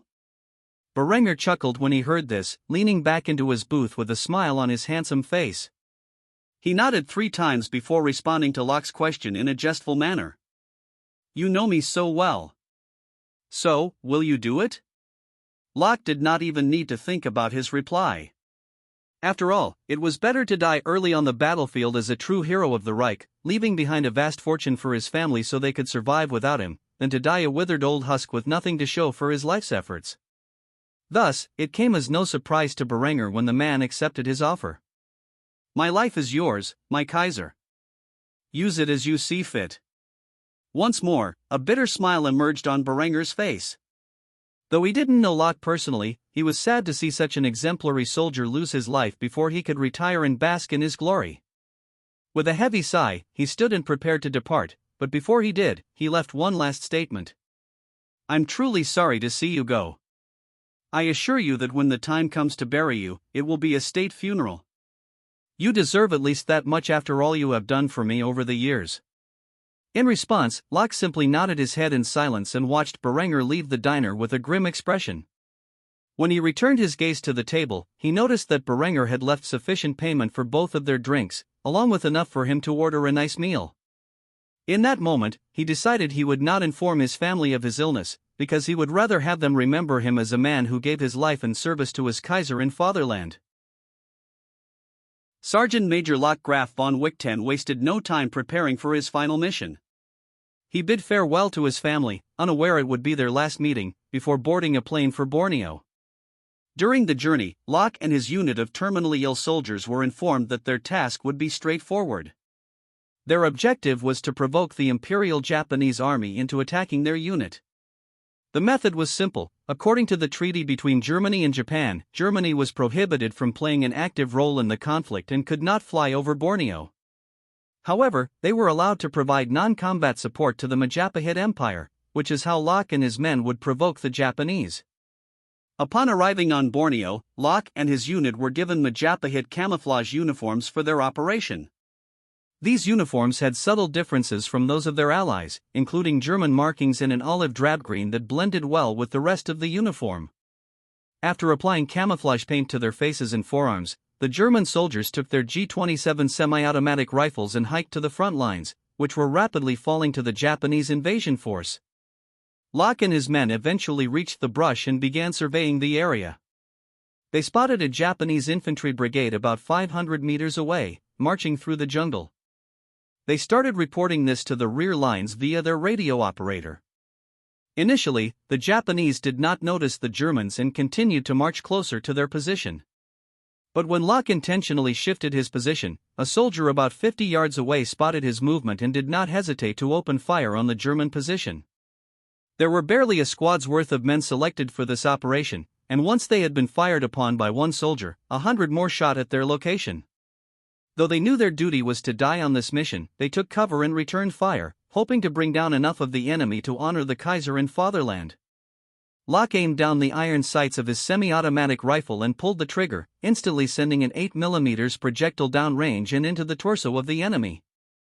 The Japanese soldiers had not even noticed who the Germans actually were and continued to fire on their position. One by one, the German soldiers fell to bullets and mortar fire alike. After all, they were facing thousands of soldiers rushing to their position, and there were only 10 of them to begin with. Still, they managed to take out roughly a company's worth of the Japanese. In the end, Locke was all alone. Knowing that his death was near, he pulled out one of his grenades and stood up to throw it toward a nearby enemy. He shouted his battle cry with every inch of his strength before tossing the grenade into the air. For Kaiser and fatherland. As the grenade flew through the air, a burst of bullets tore through his chest, causing him to fall back onto the muddied floor, spread-eagled, with his rifle in one hand. As Locke took his last breath, he could have sworn he saw a platinum-haired, winged beauty swooping down toward him with her hand stretched out. In the next moment, the life faded from the sergeant major's eyes, and the Japanese surrounded the corpses of the slain reconnaissance team. It was only after they had carefully observed the corpses that the Japanese soldiers realized just how much they had messed up. Contrary to what they thought, these were not Majapahit soldiers. Their features were far too angular, refined, and regal. The markings on their uniforms were also different from what the Japanese had encountered before. Despite their obvious European features, the enlisted personnel of the Imperial Japanese Army still did not recognize who they had killed. It took an officer's examination to realize that they had violated the treaty and slain a German support unit. A look of fear emerged on the officer's face as he left the scene with panic in his eyes. He quickly approached the nearest communications officer and gave him a command. "Report back to base. The treaty has been violated, and war is now inevitable."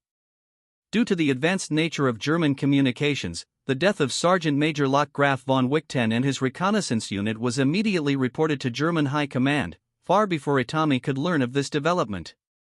The immediate response by Berenger was to send a team of Sturm commandos to retrieve the bodies of the fallen. Meanwhile, he took to a public broadcast, which echoed across the entirety of the Reich, including the colonies spread across the world. Unlike his usual public appearances, Berenger did not wear his imperial regalia. Instead, he wore his military uniform, a telltale sign to anyone with a brain that the Kaiser was about to declare war. Berenger's brows were furrowed, and his expression was furious as he took to the microphone and made his declaration. At approximately 0900 hours, on the island of Borneo, a squad of German soldiers, who were providing non-combative support to the Majapahit Empire, were murdered by the Imperial Japanese Army in an unprovoked attack. Among the deceased was Sergeant Major Lottgraf von Wichten, who, as most of you know, is one of the most decorated war heroes of the Reich. Over the past few years, I have made my stance clear on the Japanese Empire and their warmongering ways. And yet, I have gone out of my way to maintain peace between our two realms. Because it is my belief that war is undesirable and should only be waged as a last resort. By now, you are all aware of my patience. Even after our pilots were attacked in the skies above Borneo, I made every effort to negotiate with Japan. In doing so, I am ashamed to admit that I made certain concessions that did not benefit our empire. All for the sake of peace. But no longer. I am proud to announce today that I am taking this battle on at last, and I am taking it on with the same determination with which I always face battles. And that is, fight until the very last. They wanted it. They shall have it. They wish to destroy Germany. It is I who will show them who shall be destroyed. To the Japanese people, for whom I only have sympathy, you can thank the common criminal Itami Ryo for this. Ms. Itami Ryo has, with this war, initiated the greatest military folly for which any leader or warlord has ever been responsible. She is fighting a war that will destroy Japan, one way or another. Upon concluding this declaration of war, thunderous applause echoed across the Reich, with repeated shouts of a single word: war. War. War. War. The German people had been fighting primitive savages on the frontiers for too long. The repeated setbacks in their negotiations with Japan had created a bloodlust like no other, and with the death of one of the greatest war heroes of the Reich, this fury had reached its boiling point. Immediately after making this announcement, Berenger deployed all forces located within the Indian and Pacific Oceans to converge on the Japanese Empire. The German Empire was now officially at war, a war that the Germans would not stop waging until the very foundations that Itami had built were reduced to ashes. Shortly after Berenger's declaration of war, Itami received news of her troops' misdeeds. Just as Borneo was about to fall into her hands, her soldiers had killed a group of German scouts, thereby bringing war upon her empire. Naturally, the albino beauty was suspicious of the circumstances. From what she had been told, the German soldiers were dressed in Majapahit pattern uniforms and had painted their skin in woodland camouflage. It was almost as if Germany was deliberately baiting her troops to attack. Itami would not put it past her rival to stage a false flag like this. She just couldn't understand why he would sacrifice a national war hero in the process. The Japanese empress would never know that the sacrificial lambs were all terminally ill soldiers who died in service of their country in exchange for having their families cared for by the state. None of that was important at this moment, though. What she needed to do was address her empire. Because of this, Itami was currently dressed in her most militant attire, while a team of professionals was doing her makeup. Once they were sure that their empress looked ferocious, Itami stepped forth onto the balcony of her royal palace and addressed the gathered soldiers with a stern expression on her otherwise beautiful face. By now, I'm sure many of you have heard the news. The German Empire has declared war on our mighty nation. In doing so, they have brought upon themselves the wrath of the Japanese people. We will face this horde of Western barbarians head-on, and we will do so with the utmost ferocity. The Kaiser claims that we do not understand war the way the Germans do, however, he is sorely mistaken. For in the beating hearts of every Japanese citizen, there is the soul of a warrior. So, soldiers of Japan, show your unwavering determination to these foreign invaders as you step forward and defend your empire. As of this moment, every man and boy capable of bearing arms is hereby conscripted into the Japanese armed forces. For everyone else, you will dedicate your lives, during the duration of this conflict, to manufacturing the supplies and equipment necessary to continue this fight for our very survival. We will not be bowed, we will not be broken, and we will continue on as the world's mightiest empire. Tenahika Banzai! With the closing of her speech, the final words Itami spoke were repeated back to her by the tens of thousands of young men who had gathered to hear her response to the German Empire. Tenahika Banzai! After hearing this, Itami smiled before returning inside her palace, where she quickly met with her generals and admirals, who stood at the ready in her war room, waiting to report on their enemies' movements. Tenahika-sama, the German Empire has already deployed their troops to the Pacific. I am afraid to say that we are facing a far greater invasion than we first expected. From their base in Singapore, the Germans have sent a fleet of warships towards Borneo and the Philippines, with the intent to liberate the two regions. They are backed by the entire might of the Majapahit Royal Army. We estimate that within the next 2 weeks, a total of 200,000 troops will be deployed to the area. At the same time, our borders with the Joseon dynasty have utterly collapsed. It appears that a combined force of German and Joseon troops have marched south with the intent of liberating the territory we have conquered. An estimated 100,000 troops have been mobilized for this invasion, which is mostly composed of Joseon soldiers. We have begun deploying 3 divisions of units previously tasked with protecting the homeland to reinforce our troops stationed on the Korean peninsula. Along with this, we are sending another 5 divisions to the Philippines and Borneo. Itami nodded in agreement with these deployments, then stared directly into the general's eyes. Her chilling voice echoed in the otherwise silent room. As of this moment, we are at war with the most powerful enemy we have ever faced. We must give everything we have to defeat the German Empire, or else, I fear it will be the end of Japan as we know it. Let it be known that right now, none of you are fighting for my sake, but for the sake of your entire race and culture. So, any of you who have harbored mutinous thoughts in the past, I implore you to focus on what matters, the survival of your homeland. All the generals in the room steeled their resolve after hearing this speech. In the past, many of the men in this room had conspired against Itami, but at this moment, such thoughts had suddenly disappeared, replaced by the utmost loyalty. If not for the Empress, then for Japan itself. The Japanese generals quickly began to counter the German deployments. An admiral then spoke of his plan to defeat the German fleet, which was being sent to support the invasions of Borneo and the Philippines. I am not afraid of the German Navy. I will personally lead my fleet to intercept their position before they reach Borneo. However, might I suggest sending 2 fleets so that we outnumber the Germans?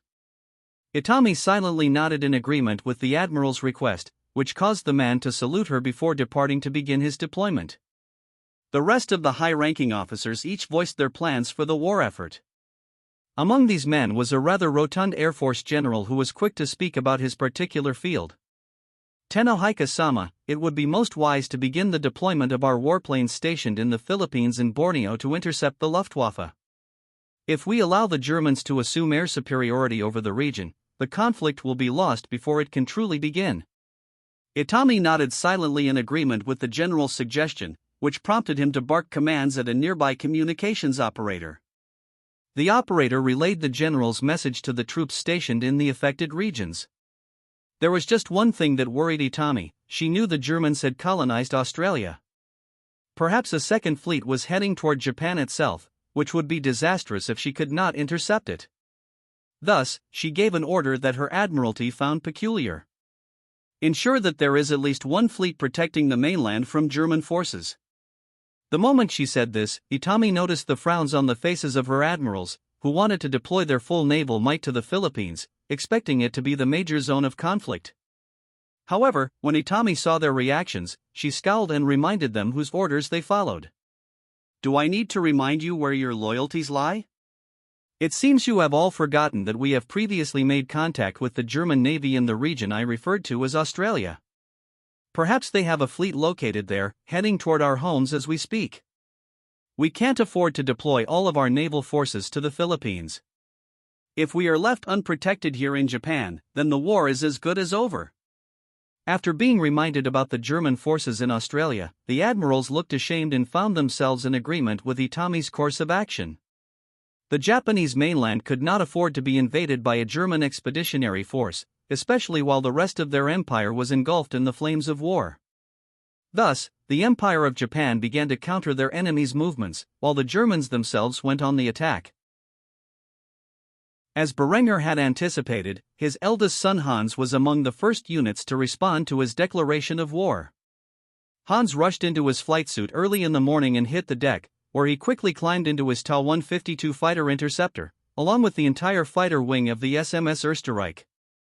They were to be the spearhead of the invasion of Borneo, alongside the planes stationed in Singapore and Majapahit air bases. Their objective was to secure air superiority in the region, so that the strategic bombers could target the Imperial Japanese Army on the ground below. For this operation, the carrier-based Stukas replaced their torpedoes with bombs before being launched after the fighter interceptors. Hans felt a deep pit of anxiety in his gut as his plane was catapulted off the carrier's deck. As he took to the skies, Hans prayed to whatever god was listening to protect him. It did not take long for the carrier's air wing to regroup with the planes that had launched from Singapore and Indonesia. Hundreds of German fighters were now in the skies, heading toward Borneo, where Japanese pilots and anti-air defenses awaited them. Eventually, the German fighters and dive bombers reached their destination, and Hans heard over the radio a voice that belonged to his wing commander. "All right, boys, keep your eyes on the prize, and watch each other's backs. I hear the enemy planes are made of wood, so if any of you get shot down, I'll piss on your graves. Let's do this." After hearing such a vulgar comment, Hans could only scoff before pushing his plane higher into the sky. As he gained altitude, he saw the enemy on his radar, gathered below. Once he was confident that he had gained enough of an advantage, Hans began to dive toward the nearest enemy fighter. The Ki-106 was a wooden variant of the infamous Nakajima Ki-84 from Berenger's past life.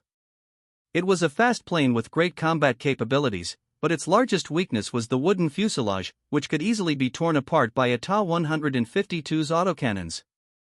With the altitude in his favor, Hans dove onto the nearest Ki-106 and aligned his optical sight onto the cockpit of the enemy fighter.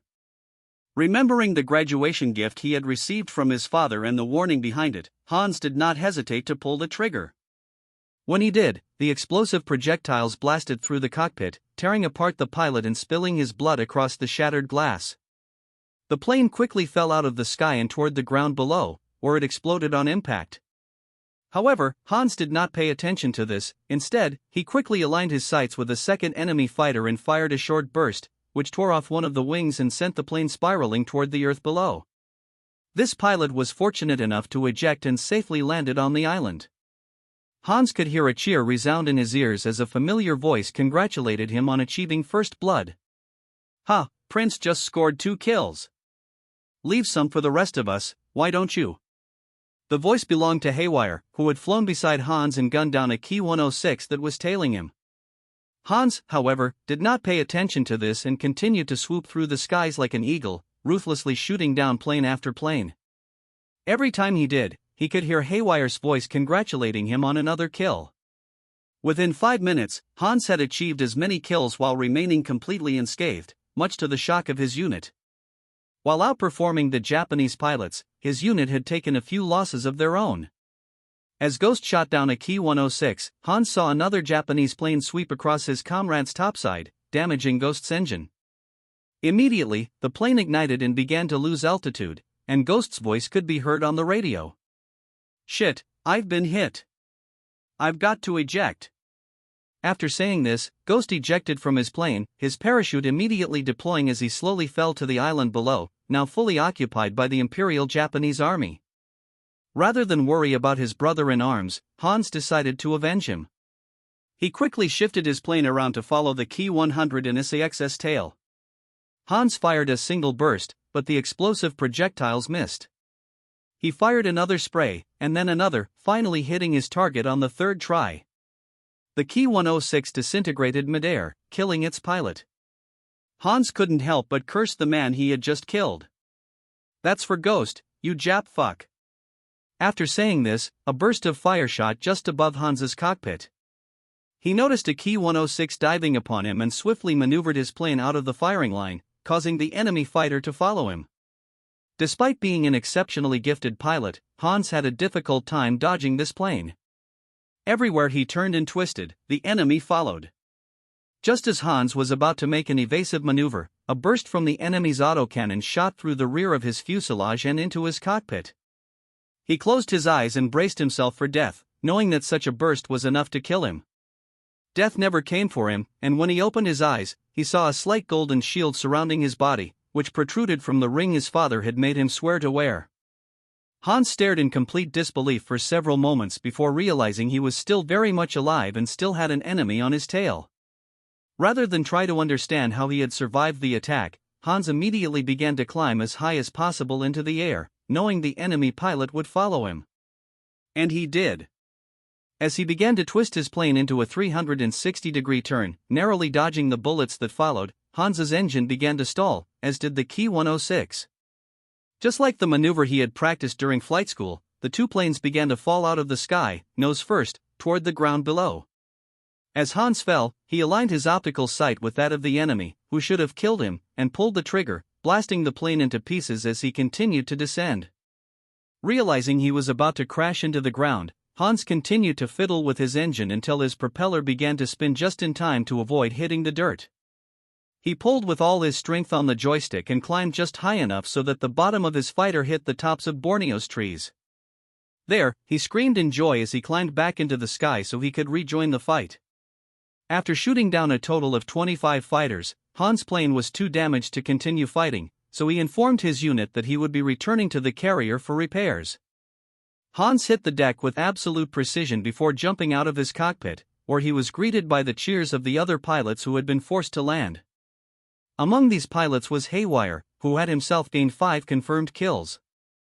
However, that was nothing compared to Hans. The man grabbed the teenage boy and hugged him tightly before giving him a nickname that would last a lifetime. There he is. Our Crimson Prince. 25 confirmed kills in one battle, absolutely legendary. You're not only an ace now, but I'd bet my left nut that you get an Iron Cross after what you just did.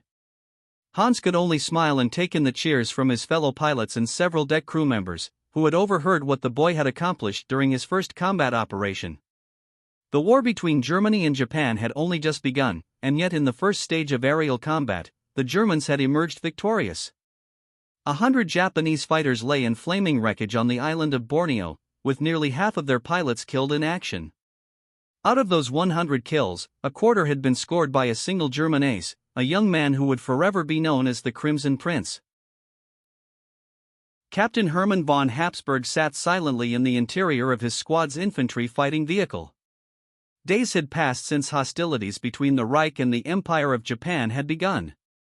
At the moment, several divisions of German Marines were being deployed to the island of Borneo in an attempt to liberate the region from Japanese occupiers.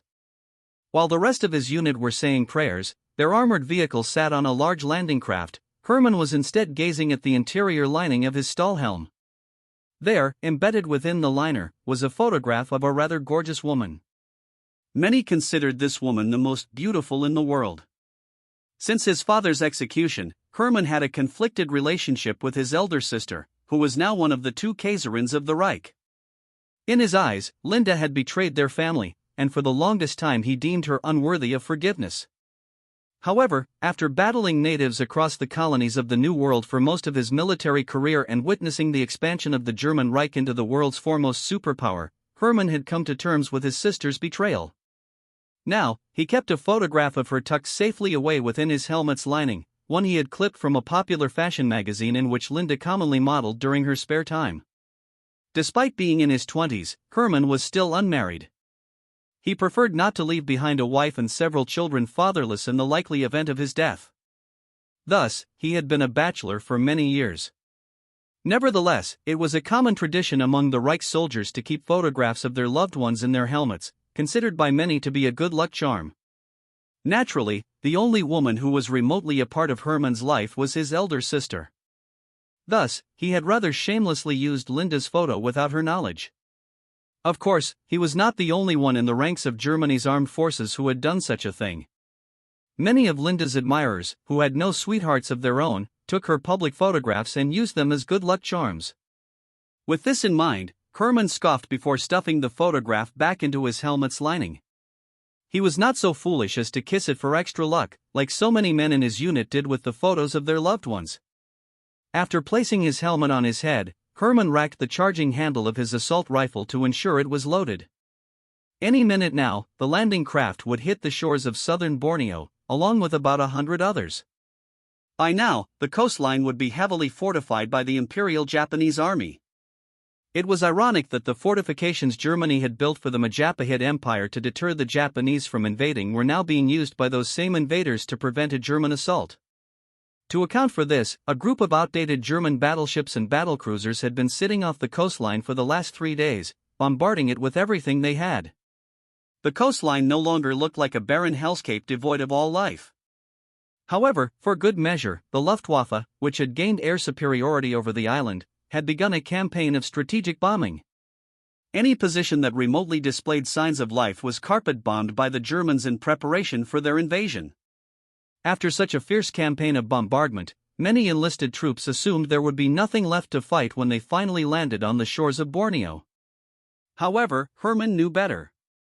In fact, with the defenses the Germans had built and the Japanese now occupied, it was entirely likely that their enemies had hidden underground, waiting for the German assault. Hermann couldn't count the number of times he had participated in military exercises designed to simulate opposed landings.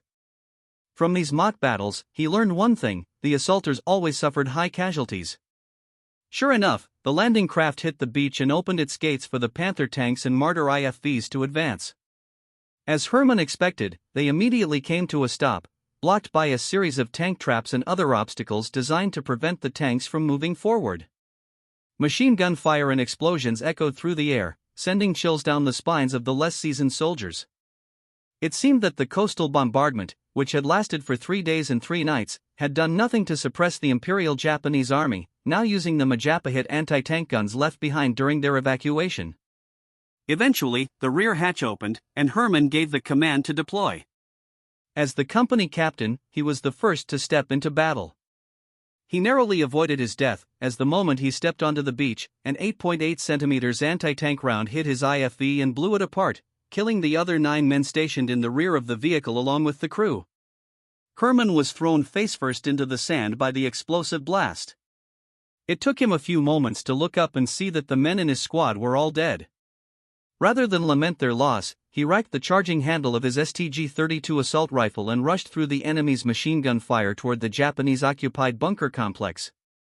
While running through the labyrinth of tank traps and barbed wire that littered the beach, Hermann noticed his fellow soldiers falling left and right.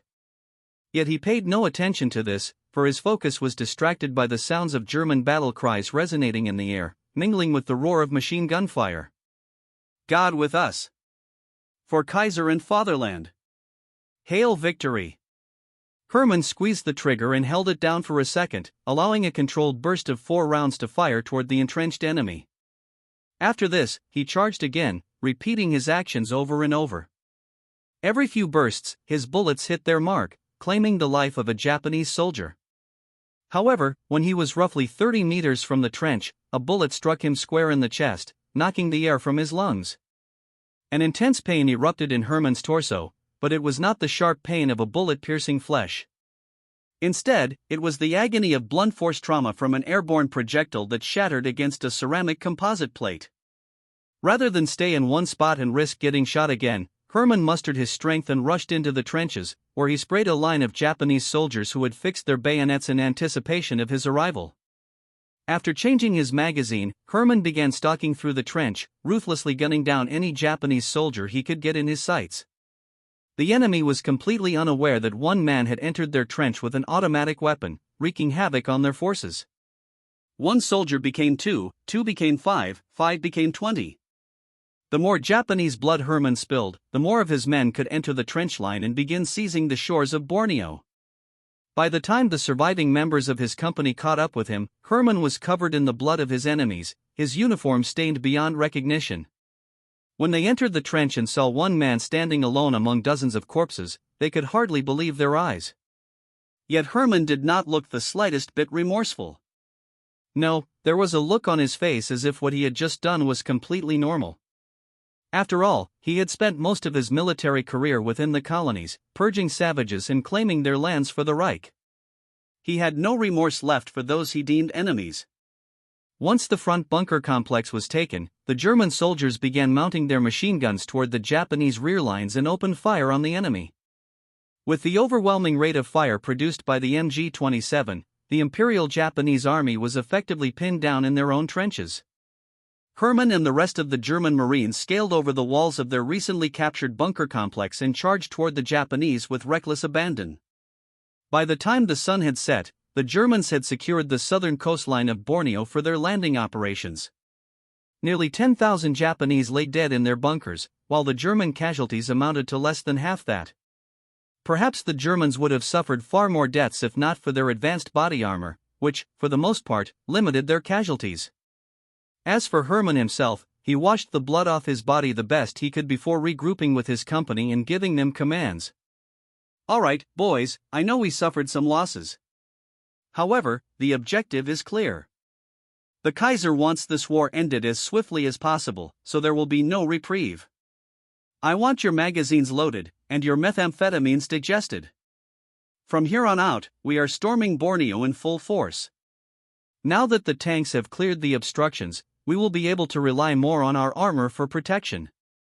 Make no mistake, the landing was the most dangerous part of our mission here in Borneo, but that doesn't mean any of you can relax. Keep your heads on a swivel and shoot anything you think looks hostile." Hermann was right, of course. Opposed landings, while rare throughout history, always made for some of the bloodiest battles. The fact that they had lost only a few thousand men in this assault was actually rather mild, considering how well defended the southern beaches of Borneo were.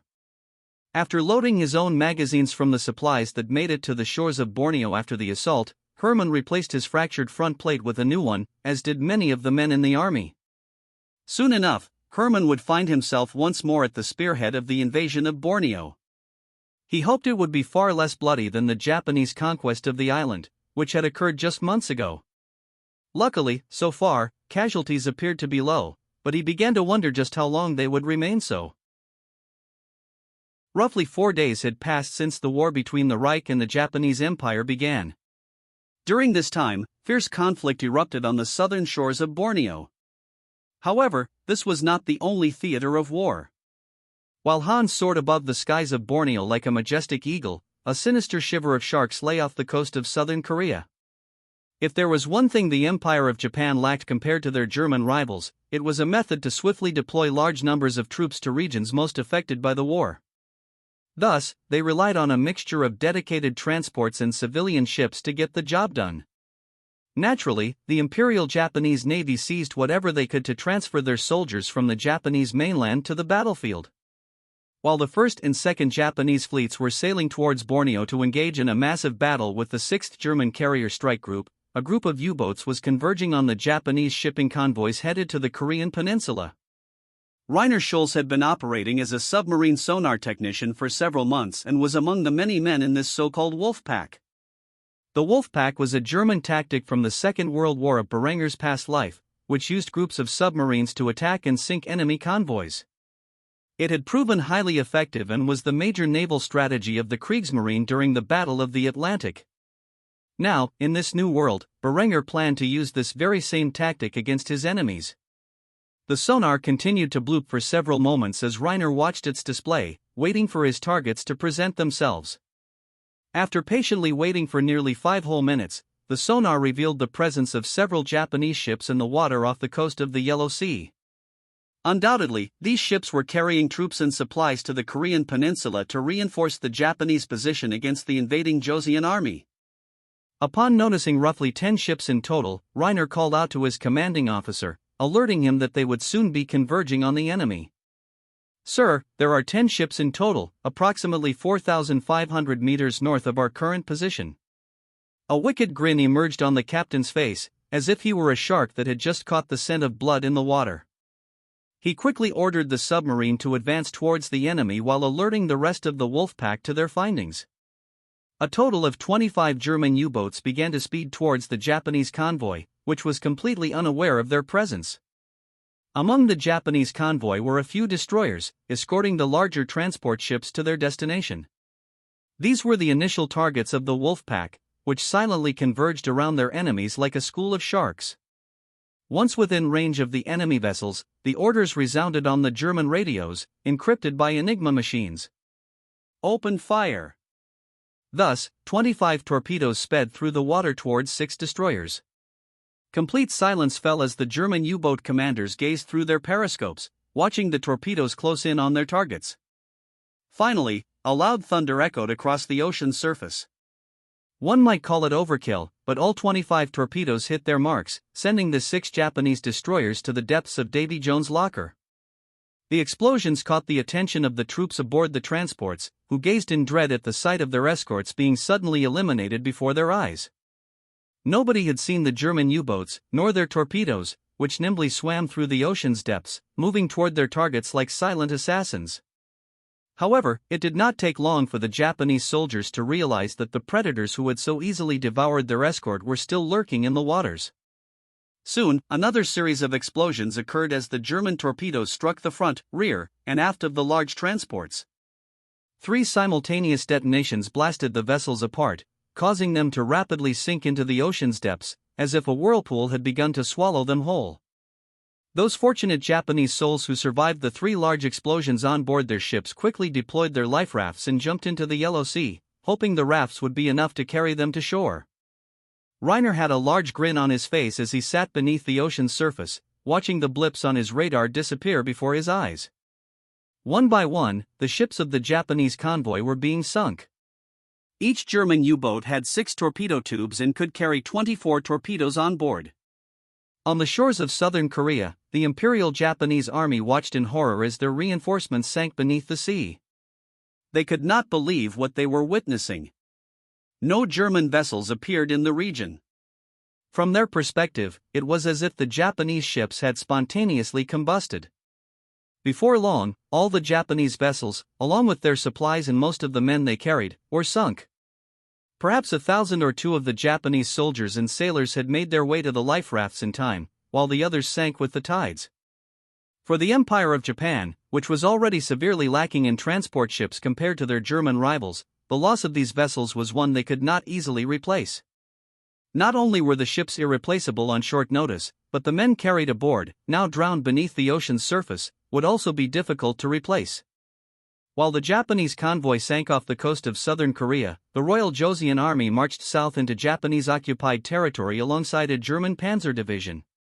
The same tactics used in India to rapidly rout the Bengal Army were now being applied in Korea. Inside a Panther tank was a man named Manfred Krauss, who served as the gunner. On top of the vehicle was a squad of Joseon infantry, using the panzer to ferry them into battle. The moment Germany declared war on Japan, the Panzer Division, along with several Korean infantry divisions, advanced from their southern border into the Japanese-occupied half of the peninsula. Resistance crumbled during the initial stage of fighting, and the Imperial Japanese Army was currently retreating southward, hoping to reinforce their lines outside Seoul, where the bulk of their army waited. Manfred looked through his sights and aimed the bore of his gun down range, where he spotted a Japanese Type 4 tank aiming up at his unit from the foothills below. It took only a second for the German gunner to shoot a 7.5 cm shell toward the enemy vehicle, which struck the front armor of the tank and detonated. Despite this shot, the enemy's armor successfully prevented an outright kill. Manfred began loading another shell into his gun and fired it again, this time at a weaker part of the vehicle. Though the enemy tank fired a shot toward him, it missed entirely, allowing Manfred's follow-up shot to pierce the Japanese armor and kill everyone inside. It became abundantly clear after rounding the corner and gazing upon the wreckage of the enemy tank that over 1,000 armored vehicles lay in the foothills, waiting for the combined Joseon-German advance. As the first in line, Manfred and his crew were naturally fired upon by several tanks down below. Perhaps it was the will of the gods, but a dozen shells detonated in the vicinity of the lone Panther tank, and all they managed to accomplish was killing the Joseon infantry who sat atop the vehicle. However, before another volley could be fired at Manfred's location, several more Panther tanks, which had been lagging behind in the convoy, maneuvered alongside their comrade and opened fire on the Japanese tanks. It became abundantly clear to the German Panzer Division that they were severely outnumbered by the Imperial Japanese Army. It seemed that Empress Itami Ryo had sent the majority of her armored vehicles to the Korean peninsula in anticipation of the war with Germany. With this exchange of fire, the first true instance of armored versus armored warfare was about to take place in this world. In the mountains of Korea, the Germans and Japanese were now determined to eliminate one another. Whoever emerged victorious in this battle would gain an excellent advantage in this theater of war, while the loser would suffer severely. Even for the industry of the Reich, the loss of several hundred tanks would not be easy to recover from. Thus, the fate of Korea was about to be determined by this one battle. While the war between Japan and Germany continued, a coalition of troops from the German and Joseon armies steamrolled over the southern border, intending to fully expel the Japanese occupiers from the Korean peninsula. A wall of steel existed between the Taebaek Mountains and the city of Busan, which was the Imperial Japanese Army's only hope of escaping these lands with their lives. Yet High Command dictated that the war for Korea was not yet lost. After all, it had only truly just begun. Thus, anticipating the Germans' movements, Japan dispatched 3 of their armored divisions to the Taebaek Mountains to intercept their enemies before they could gain too much ground. Manfred Krauss was just one of many within the lone panzer division that swiftly moved beyond the borders of the northern Joseon dynasty in this blitzkrieg-like assault. Now, he and his comrades were surrounded by the enemy, yet there was not the slightest bit of fear on his face as his vehicle's dedicated loader placed a shell into the bore of his weapon. After aiming his sights on the nearest target, Manfred pulled the trigger and blasted the enemy's turret off the top of the chassis. Whether the crew inside the Type 4 Cheetah had survived or not was inconsequential, for the vehicle was thoroughly eliminated from the battle. With a ferocious cheer, Manfred listened to the ongoing thunder of guns as the Panther tanks unleashed a torrent of shells upon the enemy's Type 4s. With each explosion, another piece of armor was destroyed, and their crews were either wounded or dead. While this exchange of gunfire erupted, the Joseon infantry deployed from the top of the German armored vehicles and quickly moved to flanking positions to box the enemy in. Every soldier was equipped with a Panzerfaust 250, which, when used at close range, could be deadly even to the heaviest of Japanese armor. Though the Japanese tanks outnumbered the Germans by 3-1, the Germans had come prepared with a superior combination of firepower. A typical panzer division was equipped with Panther tanks, Marder IFVs, Flak Panzers, and Hummel self-propelled artillery, all of which were fully capable of defeating enemy armor. While the Japanese had come to battle with mostly Type 4 Cheetah medium tanks and a few Type 1 Hoki armored personnel carriers, whose main armament was a Type 92 heavy machine gun. Unfortunately for the Japanese, the 3.7 cm autocannon mounted on the German IFVs was capable of piercing the armor of their enemies, while the 7.7 mm projectiles of the Type 92 heavy machine guns were far from adequate to even dent the German armor. If one were to observe the battle from a bird's eye view, they would see an exchange of cannon fire and rocket-propelled grenades, which eliminated armored vehicles on both sides. Though the combined might of the German weapons was indeed a fearsome opponent, the overwhelming number of Japanese tanks appeared to be an equal match. As the battle continued, the Japanese infantry deployed from the back of their armored personnel carriers to counter the German Joseon grenadiers, who stood behind cover and fired rockets toward the enemy tanks, adding further insult to injury. While the armored vehicles and grenadiers fought within the foothills of the Taebaek Mountains, a more intense battle was taking place in the skies above. Hundreds of planes from both sides had gathered to support their troops on the ground. Among these aircraft were the Luftwaffe's Bf-110 heavy fighter, HS-129 strike fighter, Ju-87 Stuka dive bomber, and, of course, the Ta-152 fighter interceptor. The Japanese, who had utterly failed in their war aims to acquire bauxite from Borneo, were flying their Ki-106 fighters and DH.98 Mosquito multi-role combat aircraft, both of which were primarily made of wood. From a purely technical standpoint, the Germans had the advantage in the air, supported by their Flak Panzer 341 self-propelled flak guns, which were more commonly known as Flak Panthers by the German soldiers. The dual-mounted 3.7 cm flak guns peppered the Japanese aircraft as they scrambled through the skies for dominance. Streaks of flame shot through the clear blue sky like shooting stars before crash-landing on the earth below. With each passing second, the intensity of the battle continued. Soon enough, the Germans gained an advantage as their air support swept through the ranks of the Japanese aircraft, unloading their autocannons and bombs upon the unsuspecting Japanese armor. The sirens of the Stukas were particularly terrifying to the Japanese tank crews. The closer the Stukas came to the ground, the louder their sirens became, and just before hitting the ground, they would drop a bomb directly on their target before taking flight once more. The Japanese had little counter for these dive bombers, as they lacked any self-propelled AA guns, and their fighters were simultaneously held up in dogfights with the Luftwaffe's superior aircraft. It was not just the dive bombers that were proving a problem for the Japanese armor. The HS-129 strike fighter was specifically designed to fly low and pepper the Japanese tanks with its semi-automatic 40mm cannon. In high volumes, this cannon was more than capable of penetrating the Japanese tanks. With such overwhelming air support, the Japanese armored divisions had quickly lost a significant portion of their fighting force. They were also being flanked by the German and Josian armies, who had thousands of grenadiers in their ranks. As a result, the Japanese were forced to fall further and further back. Manfred had the widest smile a man could have as he scored yet another kill. His vehicle was at the forefront, pushing the Japanese armored divisions back against the Taebaek mountains. However, just as he was about to fire another shot, his tank came to a sudden halt, as did the rest of the German armor. He quickly shouted towards the tank commander, questioning why they had stopped when they were so close to total victory. "Hey! Fritz! What the hell is this? Why aren't we pursuing the enemy?" Rather than answer, the tank commander remained silent as the Japanese tanks pressed further towards the mountain range, hoping to make a swift escape. In the next moment, a roar louder than anything Manfred had ever heard erupted in the air and continued unabated.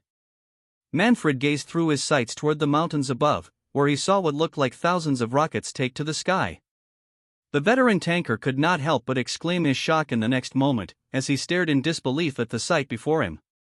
Jesus Christ! Stationed in the mountains above the battlefield, the German rocket artillery had been waiting for the Japanese army to maneuver into a trapped position. Once there, they unleashed all of their rockets onto the tightly grouped enemy armor. Within seconds, rockets began exploding across the landscape. The combined blasts were so powerful that Manfred feared their vehicle might be caught in the aftermath. Cheers erupted over the German radio communications as the explosions continued to rock the foothills of the Taebaek mountains. The fiery blasts melted the Japanese armored vehicles and claimed the lives of those inside, yet they did not cease. Manfred did not know how many rockets had been fired onto the 3 Japanese armored divisions, or what remained of them, but he was certain it was at least 10,000. By the time the flames subsided and the smoke cleared, all that remained of the enemy vehicles was a vast blast zone. The land itself had been scorched by the rocket artillery, and Manfred saw a large crater before him. With the enemy armor utterly annihilated, the journey to Seoul and Busan would be swift. After laying siege to those 2 cities, the German and Josian armies would be able to swiftly expel or eliminate what remained of the Imperial Japanese Army on the Korean peninsula. While the war between Germany and Japan raged on with full intensity, Berenger sat in his palace's war room with a stoic expression. He had just heard from Adelbrand about the breakthroughs the German soldiers had made in Korea and Borneo. Berenger's heart was heavy, knowing that, on both fronts combined, the Germans had lost nearly 10,000 soldiers in the first week of the war. The casualties inflicted upon the Japanese were at least 2 to 3 times that number. While men and machines could be replaced, every drop of German blood spilled in this war was seen by the Kaiser as a monumental waste. Still, this did not deter him from doing what was necessary. He sat in his war room, waiting for the latest reports from the battlefield, almost in a trance as he absorbed the various information being discussed by the agents of military intelligence and the officers who ran each major branch. This trance was broken by a particularly gleeful shriek from the Luftwaffe's section of the war room. Before he could even inquire what had happened, a familiar face appeared before him. Anne von Wittelsbach, the youngest princess of Bavaria and the fiancée of Berenger's eldest son, had entered service shortly after graduating from the Aerial Warfare Academy. She had chosen to become a leading member of the Luftwaffe's cryptanalysis department, which had been tasked with breaking through the Japanese code of encryption. After much effort, the day had finally come, and Anne rushed forward to the Kaiser with a translated document in hand. "My Kaiser, please take a look at this." Berenger swiftly looked over the document and was surprised to see a report from Japanese High Command to its naval forces. Priority command, to the admirals of the 1st and 2nd Fleets, by direct order of the Empress. You must eliminate the German fleet stationed outside the southern tip of Borneo by any means necessary. Berenger had long suspected that Itami was targeting his carrier strike group, which was currently conducting operations off the coast of Borneo. However, he had no idea where the Japanese fleet was located or how many ships would be involved in the battle. The document continued with specific commands for each ship. In total, the Japanese had dispatched roughly twice as many ships to defeat Berenger as he had in a single carrier strike group. This was definitely concerning, but given that Itami had only a few years to prepare her navy, Berenger suspected that this was at most two-thirds of her entire navy, if not all of it. Thus, he had a sadistic grin on his face as he gave a command to N, who would relay it to the 6th Carrier Strike Group. Order Admiral Noel Schreiber to withdraw the CSG from Borneo's coastline and force the Japanese fleet to give chase to Midway. By the time he and his fleet reached there, they should have the full support of the 8th and 10th CSGs. It's time Japan learns just how outmatched they are in this war. And did as she was instructed and quickly relayed Berenger's commands to the 3 carrier strike groups stationed in the Pacific. Though she was internally worried, knowing that Hans would be partaking in the massive naval battle that was sure to occur as a result of these orders. While Berenger was making plans to entrap the Japanese fleets, Itami was blissfully unaware that her codes of encryption had already been cracked by the agents of the Reich. Currently, she was facing a crisis like no other. Barely a week had passed since the war began, and already she had lost between 30 and 50,000 men, over 1,000 armored vehicles, 6 destroyers, and a quarter of her transport ships. This was a disastrous start to the war, exacerbated by the fact that most of her best pilots had been shot down over Borneo and Korea. Planes could be swiftly replaced, but pilots required 2 years of training, and she knew in her heart that she did not have that much time to end the war. Especially as her front lines had already collapsed in both major theaters of combat. Berenger had chosen the optimal time to declare war, and she had at most 3 days from the start of the war to take what little remained of Majapahit Borneo, while also reinforcing the beaches to withstand a full-scale German invasion. Unfortunately for the Japanese, fewer Germans died in the landings of Borneo than Americans did on D-Day in her past life. Itami knew that if the war continued like this, it would be a matter of months before her army was isolated on the Japanese mainland, awaiting a German invasion from all sides. Once that occurred, there would be no hope of victory. Currently, the albino beauty was intensely focused on the maps in her palace's war room, studying the figures that represented the German carrier strike group. Any minute now, the first major naval battle of the war would occur, outside of the small incident off the coast of Korea, where her transport convoy had been sunk. She knew Japan had to win this battle, or else there would be no conceivable way she could build enough ships to replace her losses. This seemed to be a common theme for Japan at the moment. Thus, she patiently waited for her admirals to inform her of the battle status. Naturally, it came as a monumental surprise when the admiral looked up at her with a rather grim expression. Itami could not believe that 2 of her fleets had been sunk so quickly, and she quickly barked at the timid admiral, every word laced with venom. "What is it?" The admiral tried his best to regain his composure, but his voice still cracked as he delivered the news he knew would enrage the young empress. "Tenno Haika-sama. The German fleet has taken off in the opposite direction. Should we pursue the fleet or bombard the German position on Borneo?" Itami knew that the one fleet in Singapore was not the Reich's full naval strength, and she was also aware that if they paused their pursuit, even for a moment, it was entirely possible for the German fleet to regroup with another. If such a thing occurred, her chances of achieving total naval supremacy would come to a swift end. Thus, she did not hesitate to give the order to hunt down the German fleet. "Under no circumstances are our fleets to halt their pursuit. I want the German fleet sunk before they have time to regroup with their allies. Do you understand me?" Naturally, the admiral nodded in agreement before relaying the empress's orders to the 2 fleets in question. The room remained dreadfully silent as Itami glared at the map, waiting for the moment the decisive naval battle began. A single question escaped her lips as she did so. "Just where are you heading?" Hans was resting in his bunk after a long day's work. Over the past week, he had been an instrumental part of the war effort against Japan. By now, he had shot down a total of 50 Japanese aircraft and was considered Germany's premier fighter ace. Following his initial victory, the crew of the SMS Österreich painted Hans' plane crimson, with the front end of the plane adorned with a white and black checkered pattern, along with a matching spiral propeller. Clearly, the pattern was not designed to blend in with the landscapes Hans flew over but instead was a statement about his identity as the greatest fighter pilot in the world.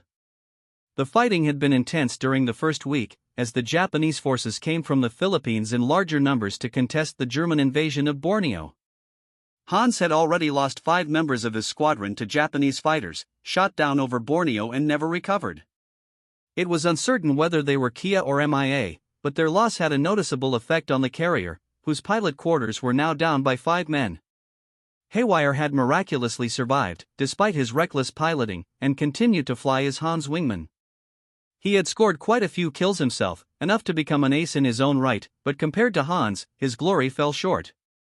However, before the 6th Carrier Strike Group could fully perform their duties, they were ordered to pack up and embark toward the Midway Islands to regroup with the 8th and 10th Carrier Strike Groups. The reason was obvious: a large battle group of Japanese warships, roughly twice the number of the 6th CSG, had been spotted in hot pursuit of the German fleet. Despite this, Hans still felt a bit dissatisfied that he and his comrades were now essentially retreating with their tails between their legs. As much as the boy wanted to rest, he was more concerned with getting out there and doing his job. Thus, he waited patiently as the night passed, slipping in and out of sleep, before glancing at his alarm clock to check the time. For days, Hans endured such an existence as the war continued in Borneo and Korea, with casualties piling up by the day. He felt it was his sworn duty to assist the men on the ground by eliminating the enemy's air forces. Yet, now that they were so far out at sea, he truly felt there was nothing he could do. After nearly 2 weeks at sea, the 6th Carrier Strike Group found itself outside the Marshall Islands, still some distance from their ultimate destination. However, the 8th Carrier Strike Group, usually stationed in Australia, and the 10th Carrier Strike Group, based in Hawaii, were not far away. Thus, despite orders to continue on to Midway, Admiral Noel Schreiber decided to engage the enemy. The siren interrupted Hans's half-asleep state shortly before dawn. The entire crew of the carrier rushed into uniform and to their positions in preparation for the upcoming battle. After dressing in his pilot's uniform, Hans rushed to the meeting room, where his wing commander had gathered the pilots who would be taking the greatest risks that day. "All right, men, a battle will take place between our fleet and the Japanese armada any moment now. Luckily for us, we have 37 of the best pilots this world has to offer. Lieutenant Hans, I want you to lead our fighters to engage the enemy floatplanes. As for the Stukas, I will take command. Remember, get within an acceptable distance and launch your torpedoes at the enemy ships. Those same vessels will have extensive anti-aircraft capabilities, so don't get yourselves killed." With that, the pilots saluted their wing commander before heading to the deck, where they climbed into their planes and began to take off. Immediately after taking to the air, Hans saw the enemy fleet in the distance. Out of the roughly 25 Japanese warships visible above the surface, about 8 were battleships, while the rest were a mix of cruisers and destroyers. Still, that was an enormous amount of firepower compared to the German Carrier Strike Group, which deployed its sole battleship and 2 cruisers in front of the carrier to protect it from the enemy's large-caliber guns. However, if the enemy thought their battleships would win this engagement, they were sorely mistaken. In the distance, Hans could see the 8th and 10th Carrier Strike Groups flanking the Japanese armada. In total, there would be well over 100 German planes in the air, most of which were torpedo bombers. Thus, Hans had a good feeling about the battle that was about to take place. Thunderous echoes roared through the air as the German and Japanese warships began to engage each other at sea. While the Japanese anti-aircraft weapons fired into the skies, trying their best to hit the 37 planes that had just entered airspace after being launched by the SMS Österreich, one of these flak guns narrowly missed Hans's wing as he tilted his plane out of the blast radius of the 20mm shell. Hans could not worry about the ships below. His job was to deal with the Japanese floatplanes. The Japanese floatplanes, launched from the battleships, were loosely modeled after the Nakajima S6M2N from Berenger's past life, although they had extensive modifications to make the aircraft primarily constructed from wood. Steel was used in place of aluminum where necessary. However, this ultimately made the aircraft heavier and slower than it otherwise would have been. There were perhaps 16 of these fighters, give or take a few, which was roughly the same number as the German fighters that had launched from the SMS Österreich. The rest of the warplanes attached to the other CSGs had yet to launch from their respective carriers. Knowing it was now do or die, Hans began to gain altitude, ensuring he could get an advantage over the enemy fighters, which were not designed to fly nearly as high as the German Ta-152. However, he guessed that the sight of the legendary Crimson warplane was enough to instill a sense of dread in the other pilots. He was right. The moment the Japanese pilots saw his distinctive plane, they all began to chase after him, not a single one paying attention to the other German pilots. Looping through the air, Hans used his superior speed and altitude to get behind the enemy floatplanes, where he opened fire on his first target. The 30mm autocannons on his plane mercilessly tore the tail off the Japanese floatplane, sending it spiraling down into the ocean, where it crashed on the deep blue surface. While he was engaging another plane, the rest of the German pilots began to pick their own targets and engage in dogfights.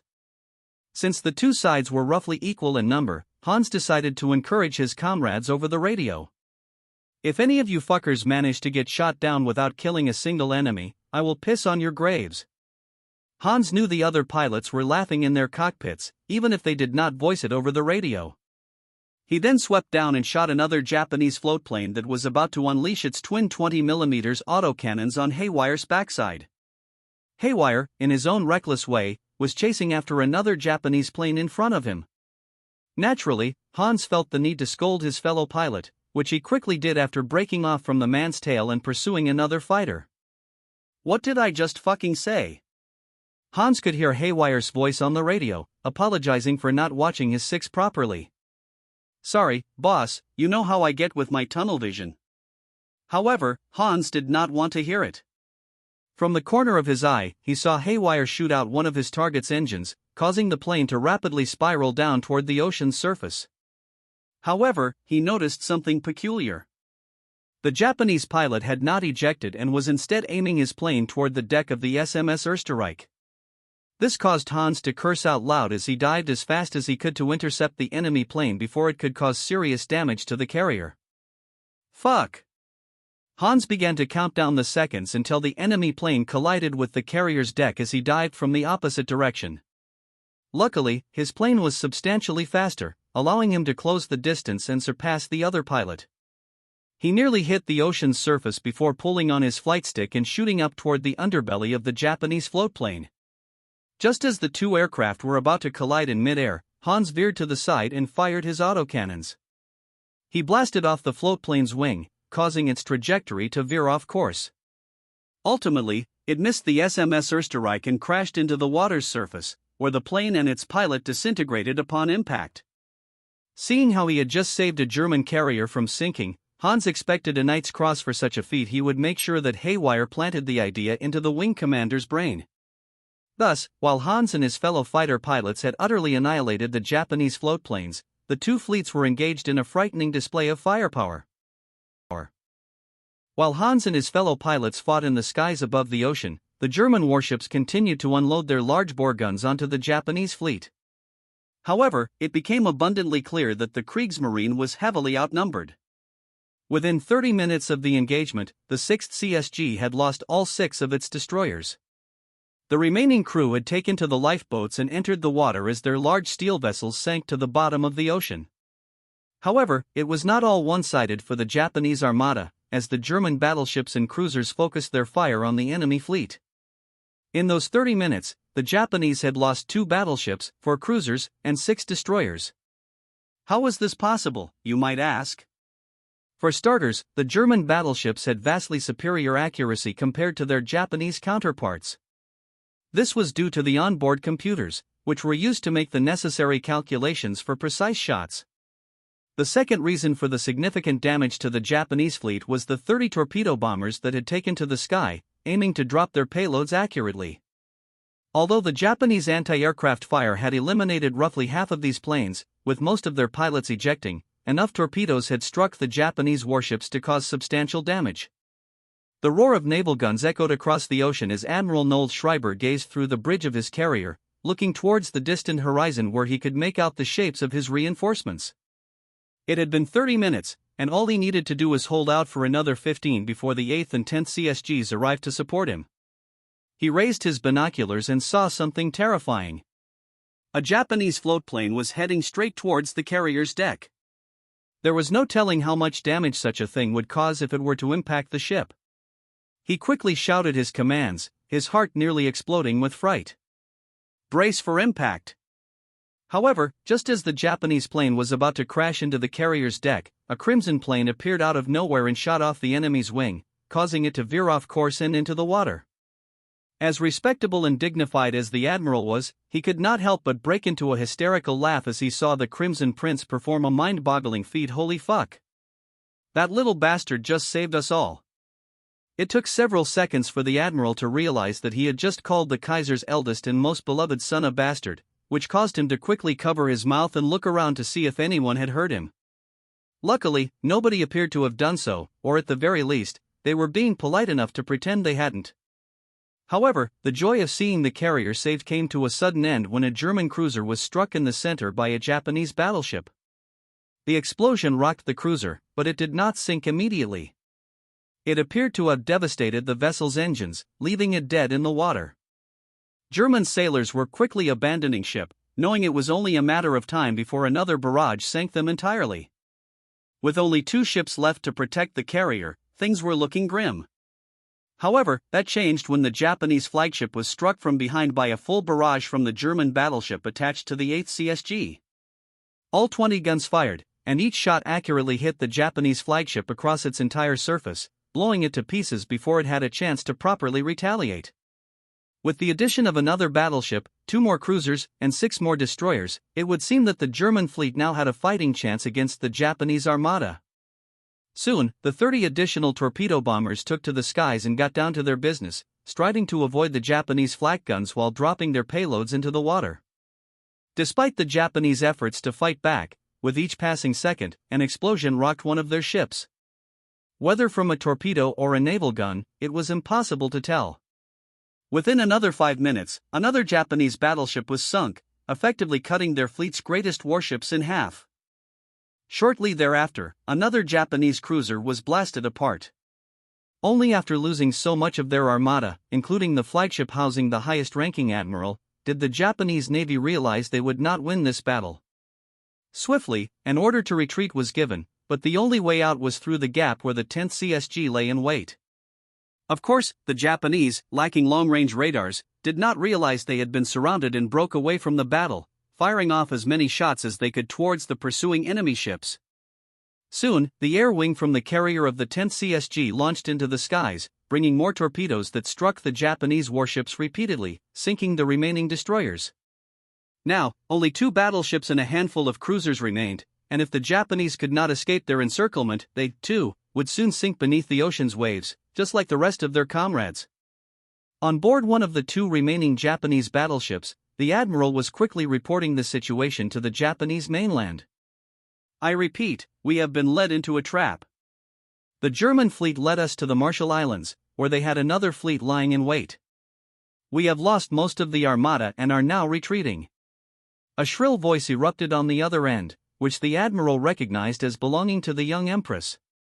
Her tone was heavy with anger and panic. How did you lose so many ships? I sent 8 battleships with you." 8.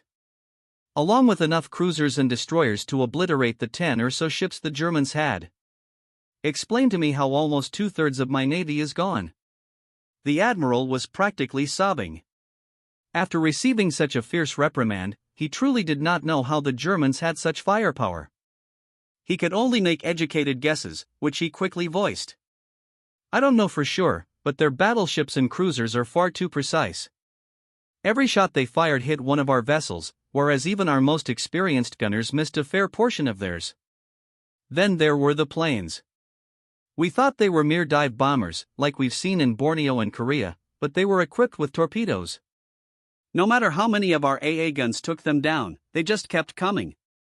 And finally, I believe there are a few submarines beneath the surface. But they have never surfaced, so I can't say for certain. Oh dear God, what is?" However, the communications abruptly stopped as the Japanese battleship was struck by another 20 shells from its counterpart, part of the 10th CSG, which had finally revealed itself. After being surrounded by 3 German carrier strike groups, the Japanese armada, which comprised 2/3 of the entire Japanese navy, was completely sunk beneath the Pacific Ocean. Those who survived the ordeal were taken aboard German ships and captured as prisoners of war, where they were treated with the utmost humanity by their German captors. The Battle of the Marshall Islands achieved what the Americans had demonstrated at Midway during Berenger and Itami's past life, proving that battleships were effectively obsolete and that carrier strike groups had become the foundation of modern naval tactics. After the battle, with the Japanese armada sunk, the Germans spent the next few hours rescuing as many men as possible from the Pacific Ocean. Whether Japanese or German sailors, those on board the Kriegsmarine vessels did everything they could to save the men whose ships had sunk. Meanwhile, back in the city of Kufstein, Berenger's war room was lit with celebrations. Everyone was extremely happy with the results of the battle, all except for one. The Kaiser himself was lamenting the loss of not only his warships but also his sailors who had died during the battle. The casualties of this war were rapidly increasing. Several thousand sailors had lost their lives in the Battle of the Marshall Islands, while even more were killed during the ground wars in Borneo and Korea. Between 10 and 20,000 Germans had died so far in this war, and Berenger was far from pleased with this result. Adelbrand noticed his gloomy expression and approached him with a stiff drink in hand. "I know what you're thinking, but you should be celebrating. It is true we lost several warships, but it was less than we had expected. At the same time, we wiped out 2/3 of the Imperial Japanese Navy in a single battle. The cruisers and destroyers that were sunk can be quickly replaced with the older Henrietta-class battlecruisers and the Adela-class destroyers, which are already collecting dust in the Pacific. It turns out the Wolfpacks are far more effective at raiding Japanese shipping than we anticipated, so those old warships are no longer needed for that role. It is clear from this engagement that the Japanese have vastly underestimated our naval forces. I would recommend taking some time to replenish the losses the 6th CSG has suffered. While sending the 8th and 10th carrier strike groups to patrol the South China Sea to ensure that Japan cannot reinforce and resupply their troops in Borneo, my Kaiser, you should not fret over the casualties. Instead, you should focus on winning the war as quickly as possible, so that we may preserve as many of our people's lives as we can. Celebrate today's victory while you can, because tomorrow we will need you to command our forces once more." Berenger silently listened to Adelbrand's speech of encouragement while drinking from the alcoholic beverage he had been handed. Though he felt a sense of loss at the shedding of so much of his people's blood, he knew that the casualties were an acceptable figure, given that they were fighting a properly industrialized enemy. Thus, he silently nodded his head in agreement with Adelbrand's words and joined the celebrations. On the other side of the world, the news of the Japanese defeat at the Marshall Islands was met with frustration and depression, not celebration. Itami sat in a chair with a lifeless expression on her face. Ever since the last transmission, she had remained utterly silent. Even though she lacked details about the botched operation, Itami knew in her heart that the Germans had dispatched at least 3 fleets to trap her armada and eliminate it in a single battle. If Germany could spare 3 fleets for the war in the Pacific, despite having an empire on the other side of the world, it meant that she had overwhelmingly underestimated the might of the Reich. Thinking about it now, the Germans had sent at most 5 armored divisions to Korea and Borneo, which she doubted was even half of their ground forces. If they could project such overwhelming force across the globe in such a short amount of time, it was abundantly clear that she had been doomed from the start. Her generals, of course, demanded that their losses be repaid tenfold, but the young empress could not fathom how such a thing was even possible. Still, all was not lost. The Imperial Japanese Army in Borneo and Korea continued to mount fierce resistance, and if she could make the Germans bleed a little more, they might be willing to come to the negotiating table. However, with each passing second, Itami began to suspect that such a plan was utterly naive. Still, she could not outright surrender, at least not now. Thus, after nearly an hour of silently sitting in her chair, she finally rose to her feet and gave a command to her nearest officer. "I want a new fleet constructed as quickly as possible. Do whatever is necessary to ensure this fleet is built before the Germans attack our homeland. I don't care if you have to work the peasant class day and night until they drop dead from exhaustion. We must replenish our losses." While it was true that Japan was already in the process of manufacturing a fleet of warships that was close to completion, their industry simply could not keep up with the demand of creating 2 new fleets simultaneously. Therefore, it was no surprise when an advisor quickly approached Itami with a grim expression. He knew he would be reprimanded by the Empress for delivering this truth, but if he concealed it, his punishment would be far more severe. Thus, he sighed heavily before announcing the issues with her order. "Tenahika-sama, such a task will cost us at least 6 trillion yen. When Itami heard this, she wondered if her hearing had suddenly failed. She gazed at the secretary who said this with her blood-red eyes and carefully questioned what she had heard. "I'm sorry, I must be hearing things." "Repeat that again." The man could not bear the woman's fiery gaze and thus stared down at his feet as he meekly repeated the statistic. "To construct a second fleet, it would cost us at least 6 trillion yen. Itami was stunned into silence for several moments. She could only rub her temples to ease the monumental headache she was feeling at that moment. 6 trillion yen? Since when did it cost 6 trillion yen to construct a new fleet? She quickly inquired about this fact. That's 10 times our national budget. Explain to me exactly how we are going to get the funds to construct this new fleet, or should we just admit defeat here and now, and allow the Germans to enter our homeland without the slightest resistance? No one in the room wanted to help the secretary after hearing the shrill voice of their empress echo throughout the war room. Eventually, the man found the strength to speak about the measures the Japanese Treasury Department was taking. "Tenno Haika-sama. The Treasury Department is currently working overtime, printing enough cash to support the war effort. Give us 2 weeks, and we will have the 6 trillion yen in hand." While Itami was not the most proficient in economics, she understood that simply printing money would create a massive inflation problem.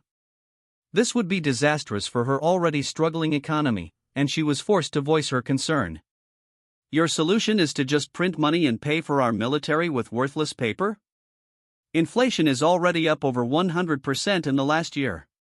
Do you want it to rise to 1,000%, or perhaps even 10,000%? Though Itami was already furious about her increasingly unstable economy, she was more concerned about the war she was waging against a seemingly invincible power. In this moment, she began to wonder just how badly the German economy was suffering, if it was at all. If Itami knew that the Reich's yearly spending was at a monumental surplus rather than a deficit, and that their inflation was tightly controlled at a healthy 2%, she might just surrender then and there, and give Berenger a personal call where she would say, "Annex me, senpai," in the most shameless way possible. But Itami did not know this, and so she could only sigh and accept her lot in life as she approved a measure she knew was not only desperate but would surely be catastrophic to the already struggling Japanese economy. After sinking back into her chair in a state of depression, she somehow managed to speak the words she never thought she would say. "Fine. Just do it. Tank our economy, if that's what it means to resist a German invasion."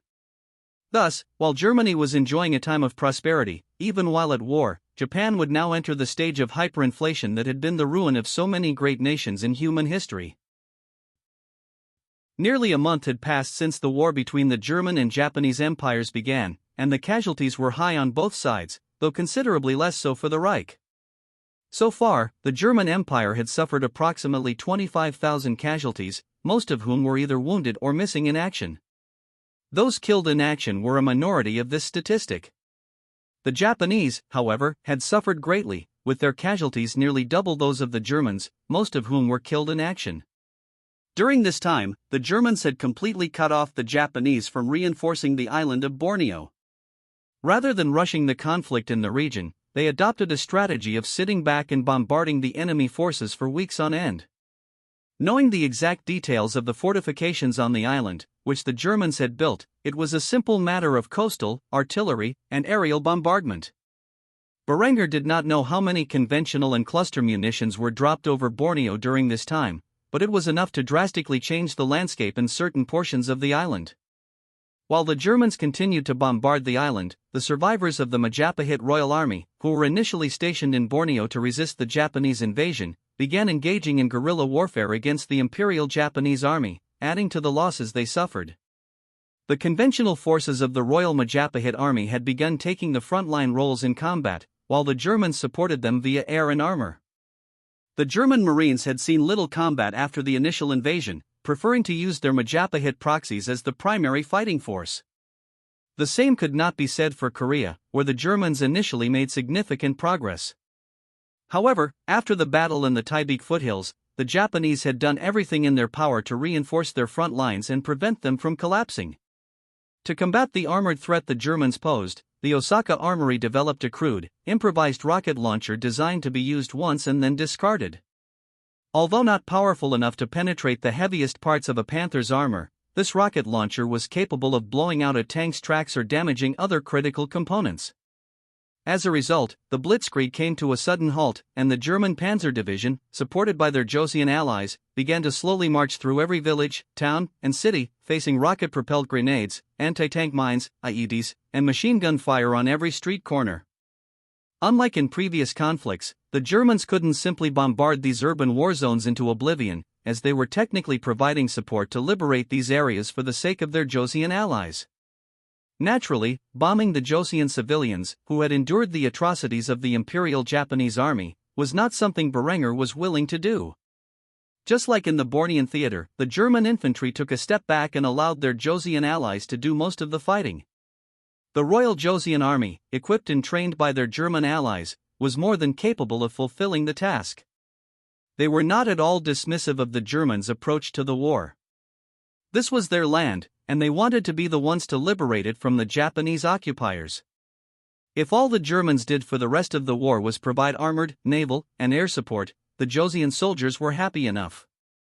Currently, Hans was sitting in his bunk on board the SMS Österreich. It had been weeks since the Battle of the Marshall Islands, and during this time, the 6th Carrier Strike Group, with which he was stationed, had returned to Singapore for repairs, resupply, and reinforcements. Germany had lost one cruiser and all 6 of their destroyers in their battle against the Imperial Japanese Navy. These ships needed to be replaced, along with a significant portion of their crews. They had also lost a considerable amount of aircraft, with the 6th Carrier Wing losing over half of their planes and a quarter of their pilots, mostly due to Japanese flak guns. As a result, it took some time to get everything in order.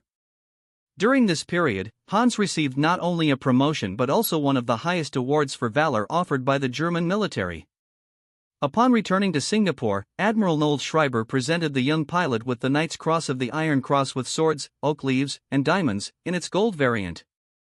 Aside from the Grand Cross of the Iron Cross, which was almost exclusively awarded to generals responsible for victories in major theaters of conflict, this was the highest award a German soldier could receive for an act of valor. Why was Hans awarded this medal? It was because he had 55 confirmed kills as a fighter ace and had gone above and beyond the call of duty by risking his life in a dangerous maneuver that ultimately saved the SMS Österreich from a kamikaze pilot's attempt to sink it. The Admiral's exact words during the presentation ceremony continued to resonate in the young man's mind. Never in all my years of military service have I seen an act of valor so deserving of this award. Rumor had it that the Admiral had to argue with Berenger about whether Hans was truly worthy of such a prestigious honor. Hans knew this was true because of his father's exceptionally strict requirements for his children. As a Prince of Germany, Hans' ascension through the ranks of the Luftwaffe was actually harder than that of the average airman. Berenger did not like being accused of nepotism, and thus he made it deliberately difficult for his eldest son to receive the awards any other pilot would be given. However, Hans' achievements as a pilot were so great that even the admiral of the carrier he served on was willing to go to bat for him.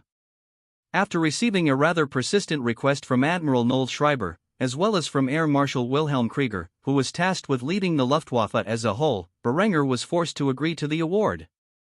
While thinking about all of this, Hans sat on top of his bunk and polished the prestigious medal before hanging it around his collar once more. Once he had done so, he stood up and jumped off his bunk, much to the chagrin of Haywire, who was trying to rest below him. The man was quick to voice his complaints. "Jesus Christ, you nearly kicked me in the face. Just because you're a captain now doesn't mean you can abuse us peasants." By now, Hans was accustomed to the man's odd sense of humor and merely chuckled in response. Just as he was about to retort with a quip of his own, another member of their unit rushed into the room. "Hey, if you guys need anything from Singapore, now is the time to get it. I just got word that repairs are finished, and all of our reinforcements have finally arrived. Within an hour or so, we're heading back to the South China Sea." Haywire immediately tossed his magazine aside and jumped out of his bunk, questioning the pilot who had brought the news. "You say all I have is an hour?" The man responded with a subtle nod of his head, which caused Haywire to swiftly pull his tunic from the rack and place it over his torso, ensuring all his medals were in place and easily noticeable. After doing so, he looked into the mirror and combed his hair. Hans could only scoff, knowing exactly where the man was headed, but the other pilot, a recent arrival and one of the replacements for those lost in the Marshall Islands, was confused by this and quickly inquired about the man's odd behavior. Lieutenant Wagner, Sir Haywire, had also been promoted from second lieutenant to first lieutenant. However, if there was one thing he hated most, it was being called by his rank and name. He sharply turned his head toward the new pilot and glared at him before correcting him on his proper title. "I told you, it's Haywire." The pilot lowered his head in fear of Haywire's stern gaze, and it took several seconds for him to gather the courage to ask the question on his mind. "Haywire, sir. What exactly are you doing?" Haywire wore a charming smile after turning away from the mirror and placing down his comb. He then spoke with complete confidence as he put on his socks and boots. "We have an hour before we depart for sea. God only knows how long we'll be gone. I'll have you know that the local ladies love a man in uniform, and I will be damned if we leave before I get to say a proper farewell." Hans, who had climbed back into his bunk after hearing they were soon departing, snorted before responding to this comment. "What he means is that he's going to have one last trip to the nearest brothel." Haywire shot Hans a glare as he heard this, then responded with a quick quip as he rushed out the door. "Hey, we can't all have 5 beautiful princesses betrothed to us by our royal parents." Hans merely flipped the page of the book he was reading, making one last sarcastic remark as he saw Haywire rush out of their cabin. "Good luck." The new pilot had a bewildered expression on his face as he looked over at Hans and asked another question. "Is he always like that?" Hans's response was far from reassuring, his gaze never leaving the pages of his book. Still, he managed to respond with a casual tone in his voice. "You get used to it." Just like that, within the next hour, the 6th Carrier Strike Group would depart from the German naval base in Singapore and begin patrolling the South China Sea, like the other 2 fleets that had already been dispatched to the region. While the war continued to rage in the east, Berenger had other matters to attend to. Governing an entire empire at war with another industrial power was no easy feat. Although the war consumed much of his attention, Berenger needed to focus on a wide array of issues. Currently, Adela was working on the important task of setting up the Memorial Day Festival. Like the United States of America in Berenger's past life, the Reich had several national holidays dedicated to the military and labor force. Memorial Day was a time of mourning and remembrance for all those who had died in the many wars that Austria and the Reich had fought over the past 15 years. However, it was also a time to celebrate those who had given their lives for the Reich. Thus, a large festival and feast were held annually in all major cities of the Reich during the autumn. On this day, Adela approached Berenger to get his thoughts on some of her plans for the upcoming festival. She was dressed in a lavish sapphire blue gown that matched her eyes perfectly. The jewelry adorning her neck and fingers was made of rhodium and sapphires. A pretty smile graced her elegant face as she detailed her ideas for the festivities. "I was thinking that, along with the festival and feast, we could hold a tournament this year. You might not be aware, but a new sport is rapidly gaining popularity across the Reich. It's called football, and the athletes who compete in it are very talented. Unlike other major sports, this one involves competition between teams." Adela then spent some time discussing the details of football, or as Berenger knew it, soccer, which had emerged in various forms over the past few years. As a former American, Berenger could not care less about the sport. However, since it was gaining popularity within the Reich of this world, he felt it would be a good way to entertain the public. Thus, he nodded his head before expressing his approval of the plan. "Very well, we can host it in the Grand Kufstein Arena. Some work will have to be done to convert the facility from a combat stadium to a football field, but we should have the renovations completed in time for the festival." "What else did you have in mind?" Adela quickly pulled out a binder, which contained all of her notes regarding her and her team's ideas for the Memorial Festival. She spent well over 2 hours discussing the details with her husband, who, in the end, approved everything she had come up with. It was not until the sun began to set that the 2 of them completed their preparations. Adela then spoke about some more personal issues that their family was facing. "I don't know if you've been paying attention, but Linda isn't doing too well. I've tried everything I can to help her process her anxiety, but I think it's getting worse." "When was the last time you spoke with her?" Berenger leaned back in his chair and thought about the last time he had a proper discussion with Linda about her worries. Ultimately, he sighed heavily before pouring himself a drink. He did not hesitate to down the entire glass before answering the question. It's been about 2 weeks. This war has kept me so busy that I can seldom find the time to be a proper husband to my wives and father to my children. In fact, I'm not going to lie. It has been rather nice to talk about something other than strategy, tactics, and casualty reports. Perhaps I should have a word with Linda now that I have some spare time.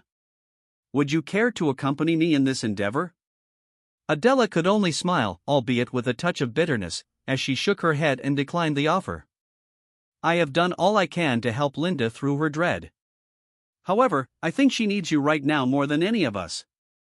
This should be a discussion for the two of you alone. If I'm not mistaken, she's probably at the palace's bar right now. I'm not sure if you know this, as you have always been the one to go to war in the past, but she copes with her worries by drinking quite excessively. I think she has set the bar, so to speak, this time around. Berenger nodded silently before standing up and approaching the door. He gave Adela one last smile before departing from his office, leaving her alone in his study. Berenger then made his way through the enormous estate that was his home, gliding through its corridors until he reached his desired location. After entering the bar, Berenger noticed that Linda was not alone. In fact, several members of his household staff, who were off duty, were enjoying drinks. A few generals and admirals, who had been staying in the palace's guest rooms during the war, were also present. The massive palace had housed many guests over the past few weeks, all of them military personnel. As the Kaiser and a bit of a natural introvert, Berenger preferred the safety and solitude of his home. It was equipped with everything he needed to manage the day-to-day operations of the Reich and to conduct warfare across the globe. Thus, rather than wait for his generals and office cadres to commute to the palace, he set them up in their own quarters so they could respond at a moment's notice to critical developments. Adelbrand was sitting at the bar and instantly snapped to attention, saluting Berenger when he saw the man enter the room. Either Berenger took no notice of this or deliberately avoided the man, as he made a direct line towards his sulking wife, who sat at the bar with a cocktail in her hands. The young bartender, who had worked in Berenger's palace for several years, had a wary expression on her face when she saw the Kaiser enter and approach his wife. She made a wide berth to give the royal couple as much space as they needed, as did everyone else in the room. Berenger sat down next to Linda and ordered a whiskey highball before grabbing hold of her hand and kissing it gently. The act caused Linda to look up at him with a bitter smile. Though her eyes were puffy and stained with tears, she was still attractive in her own right. He wrapped his arms around her, hugging her tightly before kissing her forehead and whispering words of comfort in her ear. I know this war has been especially hard on you, more so than any of my other women. I want to apologize for not being there for you when you needed me most. I thought that perhaps Honoria and the others could properly comfort you while I managed the war effort, but it is evident now that this was the wrong course of action. Linda, my love, if you need a shoulder to cry on, I am all yours. If you need a distraction from your woes, I am here for you, and if you need a friend to confide in, I am your man. So please, stop torturing yourself about our son. He is a man now and is fulfilling his role better than I ever expected him to. Linda pressed her head into Berenger's shoulder and let out all the tears her body could muster, as she had done so many times over the past month. Berenger could only sit there, stroking her strawberry blonde hair as he sipped his drink, letting the woman sob until there was nothing left. After some time, Linda wiped the tears from her eyes, revealing her stained makeup, and began to speak about the crippling anxiety that had overtaken her since her eldest son had first marched off to war. I don't know what it is, but I have this wrenching feeling in my gut that our baby boy won't return to us. I've never felt this way when you went off to war. Sure, I was anxious, but I always knew you would come back to me in one piece. It's different with Hans. Berenger grasped her hand firmly and wore a reassuring expression as he tried to calm her dread. Linda, I gave Hans the Ring of Seoul. Even if his plane were struck by a surface-to-air missile, which, as you know, the Japanese do not have in their arsenal, he would still survive and remain entirely unharmed. There's nothing you need to worry about. He has the power of a literal god protecting him. No matter how powerful the weapons of man are, they have proven incapable of piercing the Ring of Seoul's defenses. You know as well as I do that I thoroughly tested the thing as much as I possibly could after first gaining it in my possession. Linda sniffled again as she nodded, knowing full well that Berenger's words were perfectly logical and reasonable. However, she couldn't shake the ominous feeling she had, and she was quick to voice it, not willing to hide anything from the love of her life. I know, but I still feel worried, no matter how much I try to rationalize it. She was just about to take another sip of her cocktail when Berenger snatched it from her hands and lectured her on her recent excessive alcohol abuse. I think you've had enough. In fact, we need to get you on a detox. We'll be limiting your alcohol intake until your body can properly process all the poison you've forced into it this past month. You won't do Hans any good if you kill yourself with this stuff. I'm not saying your worries are invalid, you're the boy's mother, and you should be worried about his safety, even with Seoul's protection, since he's still in an active war zone. However, you shouldn't let your anxiety overwhelm you and prevent you from doing your duty to your family. I hear you've taken a sabbatical from work during the most critical time of our empire's development, and you've left the raising of our kids to others while you waste away in this bar. So, take today to cry out the last of your tears. I'll be here with you all day and night if I must. But tomorrow, we get back to our normal lives. No more excessive drinking, no more skipping work, and certainly no more neglecting your family. I love you, Linda, and you know that I want what's best for both you and our family. After saying this, Linda burst into tears again. A flurry of conflicting emotions overwhelmed her after hearing her husband's words, and the couple spent the entire day together to help process these feelings. Since the Battle of the Marshall Islands, the Imperial Japanese Navy had completely lost the ability to ferry troops and supplies to the island of Borneo. With German fleets patrolling the South China Sea, any Japanese vessels that dared to enter the region were eliminated. Meanwhile, German wolf packs continued to harass Japanese shipping and transport as far north as the Sea of Japan, causing a massive headache for both the Imperial Japanese Navy and Army. As a result, the only means of support the Japanese could provide their troops on Borneo was by air. With air bases in the northern and southern Philippines, the Osaka Armory could dispatch aircraft, which would hop across the islands until they reached Borneo. However, due to the losses suffered in the past month, Japan had been forced to conscript pilots and give them crash course training before sending them off to fight in the skies over Borneo and Korea. This only increased the casualty rate among Japanese pilots, earning them the grim nickname of coffin jockeys. As a result, the Germans faced continuous waves of Japanese aircraft. While each Luftwaffe pilot had gained their fair share of kills before being shot down, the overwhelming number of poorly trained pilots and wooden aircraft was beginning to take a toll. The Luftwaffe had to ferry more planes from the fatherland to the Pacific to make up for their losses, a process that took months. Thus, the Sturm Commandos had been called in for a special mission. At the moment, Colonel Andreas Ritter von Jaeger sat on a plane flying over the skies of Manila during twilight. With a stoic expression, he gazed at the Vampire night vision device he had tucked away in his rucksack for the drop. He and about a dozen other Special Forces operatives were about to jump from a high altitude into the Japanese air base stationed in northern Philippines. Their objective was simple: sabotage the facility so the Japanese could no longer use it to send planes from Japan to Borneo. The air base outside Manila was critical for refueling Japanese fighter planes before they could be sent south. Without this base, the Japanese military would lack the means to contest the skies over Borneo, which were mostly controlled by the Germans, aside from a few battles for supremacy that occurred once a week. Without saying a word throughout the entire journey, Andreas waited for the green light to illuminate the cabin. Once it did, he was the first to jump. Having made more halo jumps than he could accurately remember, Andreas fell from the sky with the grace of an angel, opening his chute at the last possible second, just 80 feet above the ground. The cloudy night sky, which obscured even the moon, provided perfect cover for the German soldiers, who descended quietly like a group of ravens. They hit the dirt, covertly disposed of their parachutes, and attached their night vision optics to their assault rifles.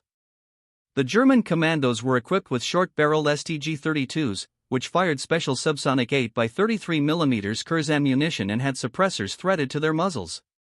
These weapons also featured underfolding stocks and a specialty front sight gas block combo. The barrels were ported in a way that reduced muzzle velocity, so even a standard supersonic load would become subsonic after being fired from the rifle. When combined with a suppressor and subsonic ammunition, the sound signature of these rifles was dreadfully quiet. The Sturm Commandos did not bother to regroup after landing on the airfield. Each had their own objectives for this clandestine operation. Thus, they set off in different directions. Andreas's job was to disrupt the runway so that no planes could take off or land. His task was the simplest of all. After running through the night toward the center of the airfield, he pulled a small device out of his rucksack and tossed it into the dirt. He then threw a small camouflaged webbing over the device to conceal it from view. This device was a radar beacon that would interact with the V-1 cruise missiles stationed on a nearby destroyer. Once locked onto the beacon and fired, a total of 3 cruise missiles would launch from the destroyer and pulverize the airstrip. Meanwhile, the rest of the men in his unit were attaching thermite bombs to the planes on the airbase. Ideally, they would not have to eliminate a single enemy soldier. However, from Andreas's experience, these kinds of missions never went as planned. After ensuring the beacon was giving a strong signal, Andreas spoke into his radio, patching through to the nearby destroyer. "This is Hunter, the Raven is roosting, I repeat, the Raven is roosting." Static crackled on the other end of the line for several moments before another voice responded. "Roger that, Hunter. We are receiving your signal. We will fire when you give us the signal." With his part of the operation complete, Andreas stealthily made his way back to the rendezvous point. As he did, he thought he heard the low thuds of a suppressed weapon firing nearby. Thus, he decided to investigate. When he found the hangar where the noise originated, he saw 3 dead Japanese soldiers, along with another Sturm Commando standing above their bodies. Andreas approached the soldier and slapped him on the back of the helmet before scolding him for the mess he made. "You couldn't have taken the fuckers out any other way? I know these guns are suppressed and designed to be as quiet as possible, but you can still be heard 50 yards away with ease. What the hell were you thinking?" The soldier was slightly offended but made no gesture of it. Instead, he ignored his superior officer's complaints and attached the thermite bomb to the bottom of the Ki-106's wooden fuselage. After doing so, he sighed and finally spoke to Andreas. "That should be all of them. Let's withdraw." Rather than continue his scolding, Andreas silently nodded and made his way to the rendezvous point where the rest of his soldiers lay in wait. After confirming they all had no difficulty with their tasks, Andreas called in the strike. "This is Hunter. The crows have taken flight. I repeat, the crows have taken flight." Again, static remained on the other line for a few seconds before a response was given. "Roger that, Hunter. Stand by for evac." Shortly after hearing this, the sound of the radio was muffled as an overwhelming roar thundered across the sky. The 3V-1 cruise missiles buzzed through the air before landing on the airfield and detonating on the spot, thoroughly demolishing the airstrip in its entirety. Once the airstrip was consumed in a devastating explosion, the various Sturm Commandos hit their detonators, causing the few aircraft that still remained standing to be consumed in hellish flames. After watching the complete and total destruction of the airbase, Andreas gave the order to move out to the evacuation point. There, the group was picked up by a FA-266 Hornets helicopter, which had deployed from the deck of a destroyer. By the time the Japanese realized their critical airbase had been destroyed, the culprits were already long gone. However, the actions of Andreas and his team that night had undoubtedly made the Japanese defense of Borneo much more difficult. Another month came and went as the war continued in the Pacific. With the Germans taking a step back and allowing their allies to take the brunt of the conflict, they had significantly reduced their casualties. Korea had escalated into a major conflict, with Joseon and Japanese troops battling for supremacy in cities and towns. As the war raged on in the region, the southern Joseon resistance continued to strike at the heart of their Japanese occupiers, while the conventional army of the north pressed south with German support. Meanwhile, in Borneo, the Royal Majapahit army had forced itself into the meat grinder, continuing to advance towards the Bay of Brunei, where the bulk of the Japanese forces had fortified their positions and awaited the enemy's advance. If the massive losses suffered during the war weren't bad enough for Japan, hyperinflation had only made things worse. With the overprinting of Japanese banknotes to fund the military during this disastrous war, the Treasury Department had fueled an inflation rate that rose rapidly day by day. Just 1 month ago, the inflation rate within the Empire of Japan was 100%. Now it was at 1000%. The currency with which Japanese soldiers were paid had become worth less than a bowl of rice. Meanwhile, the compensation their families received for their deaths was no better. For some time, morale had been low in the ranks of the Imperial Japanese Army, but now, with the economy in ruins, this lack of morale had turned to dissent. This spirit of rebellion was not confined to the Japanese army but was also prevalent among the labor force back home. While the Empress feasted on luxurious delicacies in her palace, the people starved. This caused resentment among the common populace, which had finally reached a boiling point. Currently, at the Osaka Armory, a massive strike of workers demanding higher pay for their arduous labor is underway. While this strike was occurring, Empress Itami Ryo sat in her war room, contemplating the drastic measures she would need to take to get her workers back to their jobs. On the one hand, she wanted to send in her Imperial Guard to break up the strikes and force her people back into the factories. On the other hand, Berenger's words stung her heart. Whether from their brief conversation or his speech when declaring war on Japan, his words resonated deeply. For too long, Itami had seen her people as mere resources to ensure her ambitions. However, after being lectured by her rival about her lack of humanity, she now struggled to give the order to suppress the revolts before they spiraled out of control. Her people were starving and working long hours with dangerous machinery, and those were the lucky ones. The young men of Japan had been sent to die in a foreign war caused by her own greed. The people had stayed loyal because she promised them a better future than medieval serfdom. Yet, how was their current state any different? No, it was even worse. General Oteji Kayatsun of the Japanese Imperial Guard stood by Itami's side, observing her conflicted expression. He quickly offered his own input to alleviate her suffering. Kami-sama, if we do not end these strikes soon, it will lead to revolution. You must use a heavy hand to force these ungrateful peasants back into the factories where they belong. If you do not, you could lose everything. These last words, spoken by the leader of the Imperial Guard, caused Itami to scoff before repeating them with a hint of defeat in her voice. Lose everything, huh? At this point, that doesn't sound so bad. Seeing that his goddess was on the brink of despair, the man stood firm in his resolve and began to scold her for losing faith in her own abilities. Kami-sama, you are the war goddess of Japan. You deposed the tyranny of the Ashikaga shogunate and pressed your claim to the throne without concern for anyone's opinion. You have always done what was necessary for the continued survival of our people. Do not lose faith now, just because these blue-eyed devils are posing more of a challenge than you initially thought. You must take control and do what is necessary for the good of your people.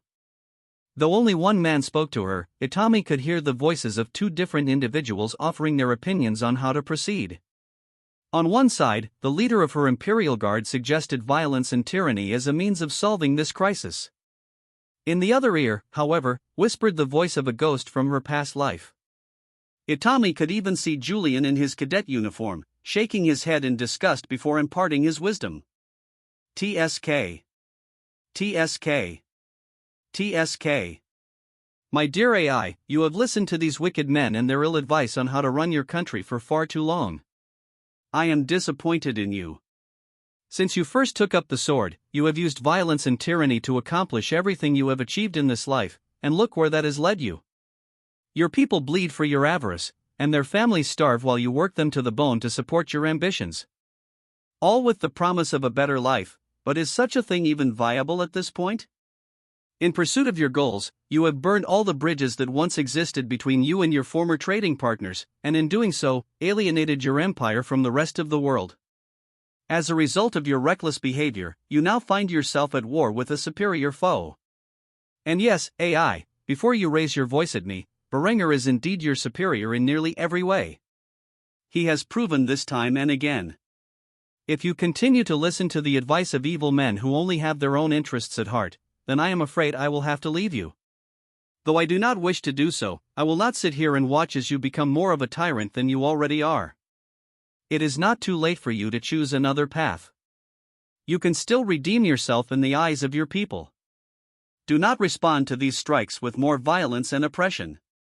All that will cause is further division and strife. Instead, give the people what they need so that they continue to believe in you. Do whatever is necessary to pay these men so that they can afford to feed their families, or better yet, offer food itself as payment, rather than your worthless fiat currency. This is my advice to you, and I hope you will take it. Though Itami had heard an entire speech from Julian about what she should do to redeem herself, not even a second had passed from the time the leader of her Imperial Guard gave his advice. After listening to the advice of Julian's ghost, or should I say the part of her mind which manifested such a thing, Itami knew what she had to do. In fact, the words her general had spoken suddenly seemed so laughable to her now, which elicited a scoff along with a slightly mocking tone in her voice. The good of my people? And what, pray tell, would you, a butcher whose only value is putting down rebellions, know about that? Perhaps it is time I send you and your men to the battlefield to prove to me just how loyal you really are. My young men are dying by the hundreds of thousands in a war against an enemy that seems invincible. If that weren't bad enough, the families of these men are being starved to death while simultaneously working themselves into an early grave. What my people need isn't more violence and bloodshed, but food, water, medicine, and shelter, something nearly impossible to provide during these grim times. No, I will not use force to coerce these poor souls back into the factory when their payment doesn't even cover the cost of a daily meal for their families. Instead, I will pay these workers with food, even if I have to give up my own reserves to do so. Now, unless you want to be sent to the front lines, I suggest you begin distributing proper payment to my workers immediately. Though the general of the Imperial Guard was stunned by this response, he did not dare disobey. Partly out of fear of serving in actual combat and partly out of respect for the war goddess, even if she had taken a different approach to dealing with this internal strife. Itami had taken measures to prevent a total rebellion, but the appeasement of the common people could only last as long as her food reserves held out, and they would be depleted in another 3 months at most. So, in a way, all she had managed to accomplish was to buy herself some time. The war in Korea had become far more intense than the Germans initially expected. While the Reich provided naval, air, and armored support to the Joseon army, it was the Korean people themselves who shed the most blood in pursuit of liberating their lands, which had been occupied by the Japanese Empire for years. Among these fighters was Cha Jong-soo, a teenage boy who had been fighting the Japanese for years as a member of the Southern Joseon resistance movement. In the city of Seoul, machine guns echoed through the air, along with artillery and explosions. Whether these came from artillery, grenades, improvised explosive devices, or rocket launchers, it was difficult to tell. While the Joseon German coalition forces invaded from the northern tip of the city and battled through the streets against the Japanese occupiers, the southern Joseon resistance had begun their attack. Jong-soo loaded his Type 100 submachine gun, which he had scavenged from a dead Japanese officer some time ago, as he peered over the edge of a brick wall. On the other side of his cover was a squad of Imperial Japanese soldiers, hidden behind a barricade and armed with a captured 8.8 cm PaK 43 anti-tank gun, as well as a few shoulder-fired rocket launchers of their own design. These men were shaking as they heard the roar of a Panther's engine progressing down the street, along with the sound of its steel tracks clambering over the ground. In their experience, one of these anti-tank guns was capable of piercing the armor of the Panther at close range, whereas their rocket launchers were not nearly as effective. The Type 4 rocket launcher was not only extremely heavy but also hardly mobile. It could only be fired from a prone position, with the support of a bipod in the front and a monopod in the rear. It was only really effective against the least armored regions of a Panther tank and at close range. However, these weapons had proven effective at holding up armored columns in cities and slowing down the German advance. Thus, they had been produced in massive quantities on the Japanese mainland and shipped solely to the Korean theater. After all, the South China Sea was now effectively controlled by the Kriegsmarine, leaving the Imperial Japanese Navy with only one fleet to guard the mainland. Jong-soo knew that if he did not take out this squad, the Joseon German army would walk right into a trap. So, he and a small fireteam of southern Joseon rebels, armed primarily with submachine guns, took a deep breath to calm their nerves before attacking the Japanese, who were too focused on the road ahead to notice that enemies were lurking no more than 30 feet away. After calming his heart, Jong-soo raised slightly above his cover, just enough to aim his weapon, and sprayed the entire magazine toward the Japanese troops. He was not alone, 3 other men did the same. The sudden ambush, along with the overwhelming volume of lead, completely caught the Japanese off guard. By the time the squad realized they were under attack, they were either dead or bleeding out. After swiftly reloading his magazine, Jiangsu fired another round of shots into the bodies of the Japanese soldiers to ensure they were really dead, and perhaps to vent his frustrations with the ongoing conflict, which he had been a part of since childhood. With the Japanese squad dead, Jiangsu quickly gave an order to his fire team while scavenging supplies from the enemy. Scavenge what you can, and plug that anti-tank gun with a thermite grenade. The last thing we need is it being used by our allies. You've got 30 seconds, now go. The southern Joseon rebels followed their instructions and ran from the area. Just in time, they heard the sounds of a Japanese Type 4 medium tank rolling up the street. Shortly after, the sound of an 8.8 cm gun firing echoed in the distance, followed by an explosion. In the next second, a Jagd Panther tank destroyer rolled down the street, aiming its gun past the smoking wreckage of the Japanese tank and firing another shot at a different hostile target. The Joseon rebels cheered as they saw the Royal Joseon Army rushing through the streets, supporting the German armor as they fought another Japanese barricade further down the line. An officer of the Joseon Army, trailing behind his unit, noticed the rebels hiding nearby and quickly approached them. The man held a German-designed submachine gun and wore a stern expression. He was quite cautious, given that the rebels were mostly equipped with scavenged Japanese weapons. "You there! Present yourselves, or I will open fire." Jiangsu walked forward with his hands raised, signaling he was not hostile.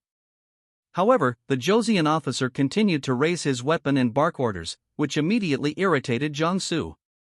Rather than get shot, Jiangsu complied, albeit with a hint of conceit in his voice.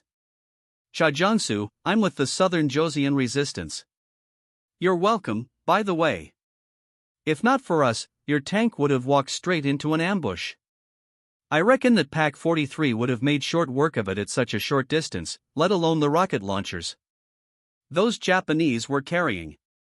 The officer did not dare look behind him to confirm what Joseon said, not with several heavily armed men in front of him. Instead, he slightly lowered his weapon, nodded, and gave the rebels orders as if he were their superior officer. "The army is advancing south. If you are as capable as you claim, regroup with my company and support our efforts. Now, get moving." However, Jiangsu was not pleased with the officer's remark or the tone in his voice. He had operated independently as a guerrilla fighter for years and did not want to take orders from someone who had been sitting on the fence. So he spat on the ground and responded to the officer's commands with what he truly thought of them. "Fuck you. Now that you finally decide to do something about the Japanese, you think those of us who have been fighting and bleeding for years have to listen to your orders? This is our city, and we know it best. We'll support you, but if you think I'm listening to a damn thing you have to say, then you're out of your mind. Come on, boys, we're going to go fuck up some more Japanese." After saying this, the rebels departed, leaving the officer in a foul mood. He had never expected to be greeted by the local resistance in such a disrespectful manner. However, all he could do was swallow his pride and regroup with his unit as they pushed further south into the city, despite the Imperial Japanese Army's best efforts to put up one last bit of resistance. 3 days later, the city of Seoul would fall back into the hands of the Joseon dynasty. The Joseon-German coalition would continue to march further south, aiming to liberate everything between them and Busan. He would absolutely choose to be a hermit if he had the option, but hiding from the public when you are the head of state is never a good sign. Thus, after perfectly grooming himself, Berenger gazed into the mirror, where he saw his handsome features. Age had begun to catch up with him, though until now he had not taken notice. No longer was there the youthful and exuberant face of a young man with his whole life ahead. Instead, there were various signs of aging, whether the slight wrinkles above his brow or the lines beneath his eyes. However, he had aged well, especially considering his job, perhaps the single most stressful occupation in the history of mankind. His good looks had not faded and might have even been enhanced by the signs of age that now marked his face. When winter finally reared its ugly head, Berenger would be 36 years old, no longer what one would consider young. Despite this, his physique was flawless. After all, he worked tirelessly to maintain his physicality and ensured that he stayed away from the traps of an unhealthy diet and sedentary lifestyle. It was hard to believe that 15 years had passed since he was first reincarnated into this world, as it all seemed to have gone by so quickly. He had accomplished more than any man in history during these 15 years, except perhaps Alexander, and still had so much more to do. After closely examining his aging appearance for some time, Berenger sighed heavily, then left his bathroom and entered his study. A pile of documents was neatly stacked on his desk. No matter how much paperwork he filled out, at the start of the next day, just as many papers would be sitting in the same exact spot. It was an endless cycle of sweat and toil. Though most men envied Berenger for his position, the truth was that if they had to endure the overwhelming workload he faced each day, they would quickly long for their former meager lives. Few men were suited for the life of a ruler, and even fewer excelled at it. Berenger still had many hours before his public appearance, so after sipping on the coffee prepared for him by his kitchen staff, he began to read every document. He signed those he would approve as law and vetoed those he deemed against the interests of his dynasty or the German state, setting them aside for recycling. Many hours passed before the clock struck noon, rousing Berenger from his studious trance. Realizing it was time to address the people, he stood, dusted himself off, and left the room. Berenger proceeded through the palace, where he met his wives, Linda and Adela, and his sister Henrietta at the bottom of the staircase leading to the palace entryway. Linda had spent the past month detoxifying and looked as beautiful as ever, with no trace of her former puffy eyes or sickly complexion. A burst of renewed energy seemed to have rejuvenated her to her pre-depressive state. After hugging and kissing each of the three women, Berenger placed a hand on Linda's shoulder and complimented her appearance. "You look absolutely ravishing," he said. "It's hard to believe you are the same woman as that depressed drunk who spent all her time in my bar." Linda flushed with embarrassment, thinking about how poorly she had behaved during the initial month after her eldest son's deployment. After getting her act together and focusing on her health, she made a full recovery and was now back at work, monitoring the war with Japan, which seemed so disconnected from the peaceful and prosperous daily lives of the German people. Berenger led Linda, Adela, and Henrietta to the car waiting for them, then traveled to the venue for today's festival, which was about to begin. Upon arriving, Berenger sat down in a special booth where his family was already waiting for him. The moment he sat down, a military parade began. Soldiers in black and gold dress uniforms proudly marched through the streets, wearing the same attire they had nearly a decade ago. The black and gold steel pickelhaubes shone under the sun as the German soldiers marched. Military bands played drums and trumpets, while men on horseback rode through the streets. The German military was an industrial behemoth, and Berenger had deployed less than a third of his entire armed forces to fight the war with Japan.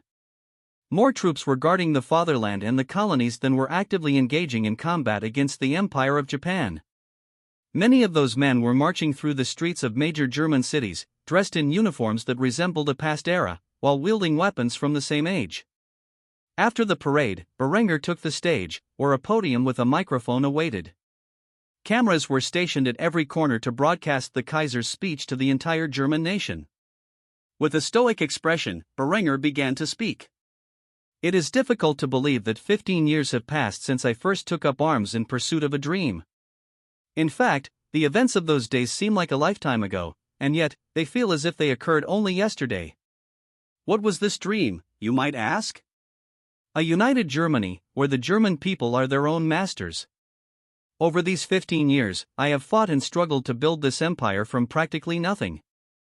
However, I was not alone in my efforts. During this time, millions of young men have followed me into battle. Though I am no longer in a position to stand on the front lines, I continue to do my duty to defeat our enemies. While I stand here today and speak to you all about my ambitions that led to the creation of this great empire, I must humbly admit that today is not about me. No, today is about something much more important than any single man. Today, we honor those brave men who have sacrificed everything to build and maintain this nation, our home. We remember those who have fallen in defense of our great nation. It is with a heavy heart that I remind you all of the price that has been paid, and must continue to be paid, for the prosperity we all enjoy. The price of freedom is steep, and it is paid with the lives of the brave and the bold who are willing to take up arms to defend their people and families.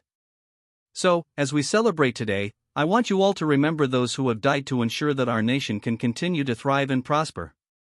Thank you all for coming today, and I hope you enjoy the festivities that my wife Adela has prepared for you. With that, Berenger saluted the troops who stood at attention below the stage, and they returned his gesture. After doing so, he departed from the scene and joined the public feasts occurring in every town and city across the Reich. Berenger had spared no expense, ensuring that the finest German cuisine and alcohol were freely available to every citizen of the Reich.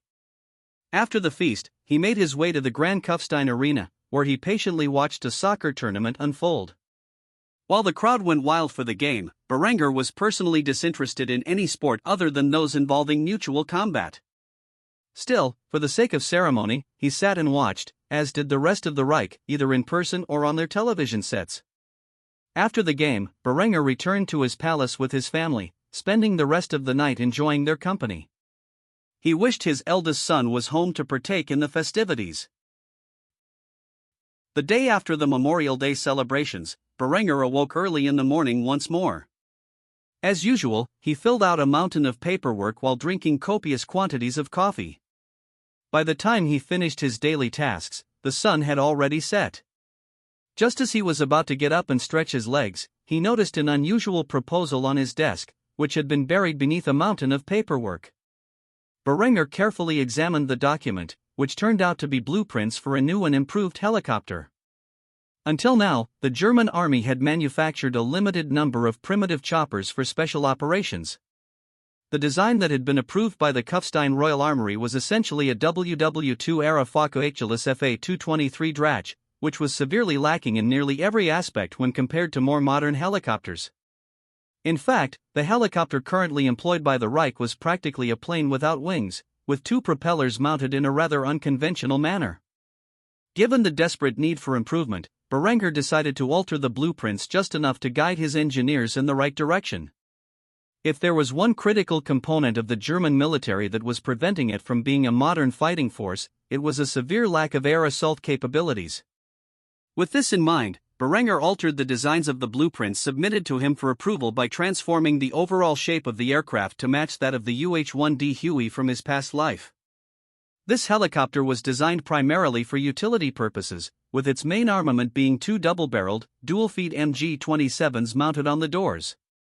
These guns, modeled after the MG-14Z from Berenger's past life, had a cyclic rate of roughly 3,000 rounds per minute. After making these upgrades, Berenger sent the design back to the Kufstein Royal Armoury so they could figure out how to make it work. He expected the production of the vehicles to begin within the next few months. Perhaps, if his troops were lucky, they would be flying these over the Japanese mainland by the end of the war. Having concluded this, Berenger began to write a new doctrine for air assault, ensuring the proper training structure was in place by the time the new helicopters entered mass production. It took many hours for him to complete these efforts, and he finally put down his pen after midnight had passed. It was not unusual for Berenger to work late into the night. In fact, these days, he often went to bed after his wives had already fallen asleep. After finishing his work, Berenger rose from his desk and approached the nearest bedroom, which happened to be Henrietta's. He stripped before climbing into bed, where he found his sister and wife spooning together, both sleeping with smiles on their faces. While Berenger finally got some rest after a hard day's work, Itami was wide awake in her own bedroom, working on a design of her own. It had become clear that the German army possessed an overwhelmingly superior amount of firepower. From the infantry to the armored units, the Germans had overwhelmed her forces with sheer volume of fire. Initially, Itami had thought that semi-automatic weapons in the hands of her infantry would be sufficient to deal with her adversaries. However, the average German rifleman was equipped with either an automatic rifle like the STG-27 or a modern assault rifle like the STG-32. From everything Itami understood, these weapons were simply FG-42s and STG-44s. When produced in such massive numbers, they had a serious effect on battlefield performance. The Imperial Japanese Army would need to increase its overall volume of fire if it hoped to defend the Japanese mainland from a German invasion. Thus, Itami had spent the last 3 days under the light of the Divine Mirror, trying to come up with the ultimate infantry rifle. The weapon she developed was essentially a Howa Type 64 select-fire battle rifle. However, instead of being chambered in 7.62 by 51 NATO, as in her past life, she made the rifle use the venerable 7.7 by 58 mm Arisaka, which her armed forces currently used. After designing her new battle rifle, Itami grabbed another piece of paper and began to work on another design. The war with the German Empire had made it perfectly clear that the Panther tank and the Jagged Panther tank destroyer were vastly superior to her Type 4 Cheetah medium tanks. As a result, Itami's armored divisions were being shredded in the Korean theater. She knew it was only a matter of time before a German invasion of the Japanese mainland occurred, and she wanted to increase her armored division's capabilities so they could properly contend with even the heaviest armor the Reich employed. The first of these two armored designs was the Type 5 Chiri, which was essentially a larger and heavier variant of the previously manufactured Type 4 Cheetah. The vehicle had 75 mm of armor plating, a 75 mm primary gun, a 37 mm secondary gun, and two 7.7 mm Type 97 heavy tank machine guns. The Type 5 had an operational range of 250 km and could reach speeds of 45 km per hour. This massive tank was more similar in size and capability to the Wehrmacht's Tiger II tank from Itami's past life than to this world's Panther tank, making it more than a match for Germany's armored divisions. The only problem Itami faced was the production of these vehicles. If she lost Korea, her ability to produce steel, let alone manufacture armored vehicles and engines, would be severely depleted. Therefore, her intent was to produce as many of these tanks as possible while she still occupied territory in the Korean peninsula.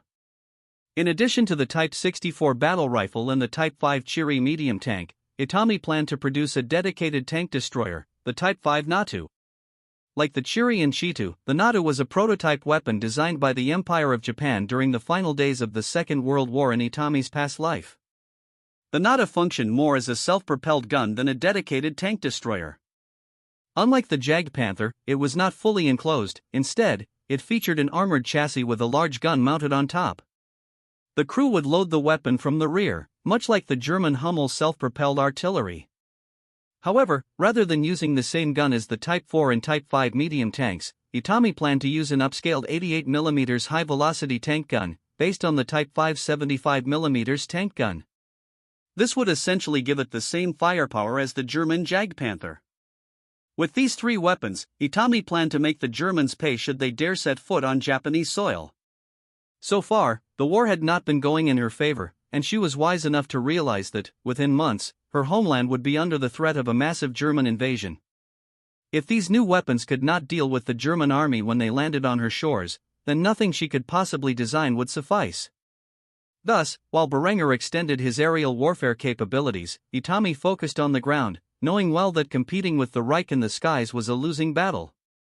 After completing these designs and reflecting on her grim future, Itami recalled a quote by Erwin Rommel from her past life: "Anyone who has to fight, even with the most modern weapons, against an enemy in complete command of the air, fights like a savage against modern European troops, under the same handicaps, and with the same chances of success."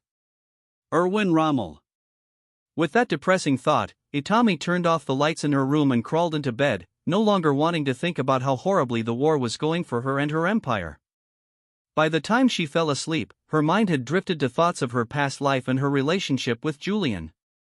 When she awoke the next day, she rued the fact that she had not died peacefully in her sleep.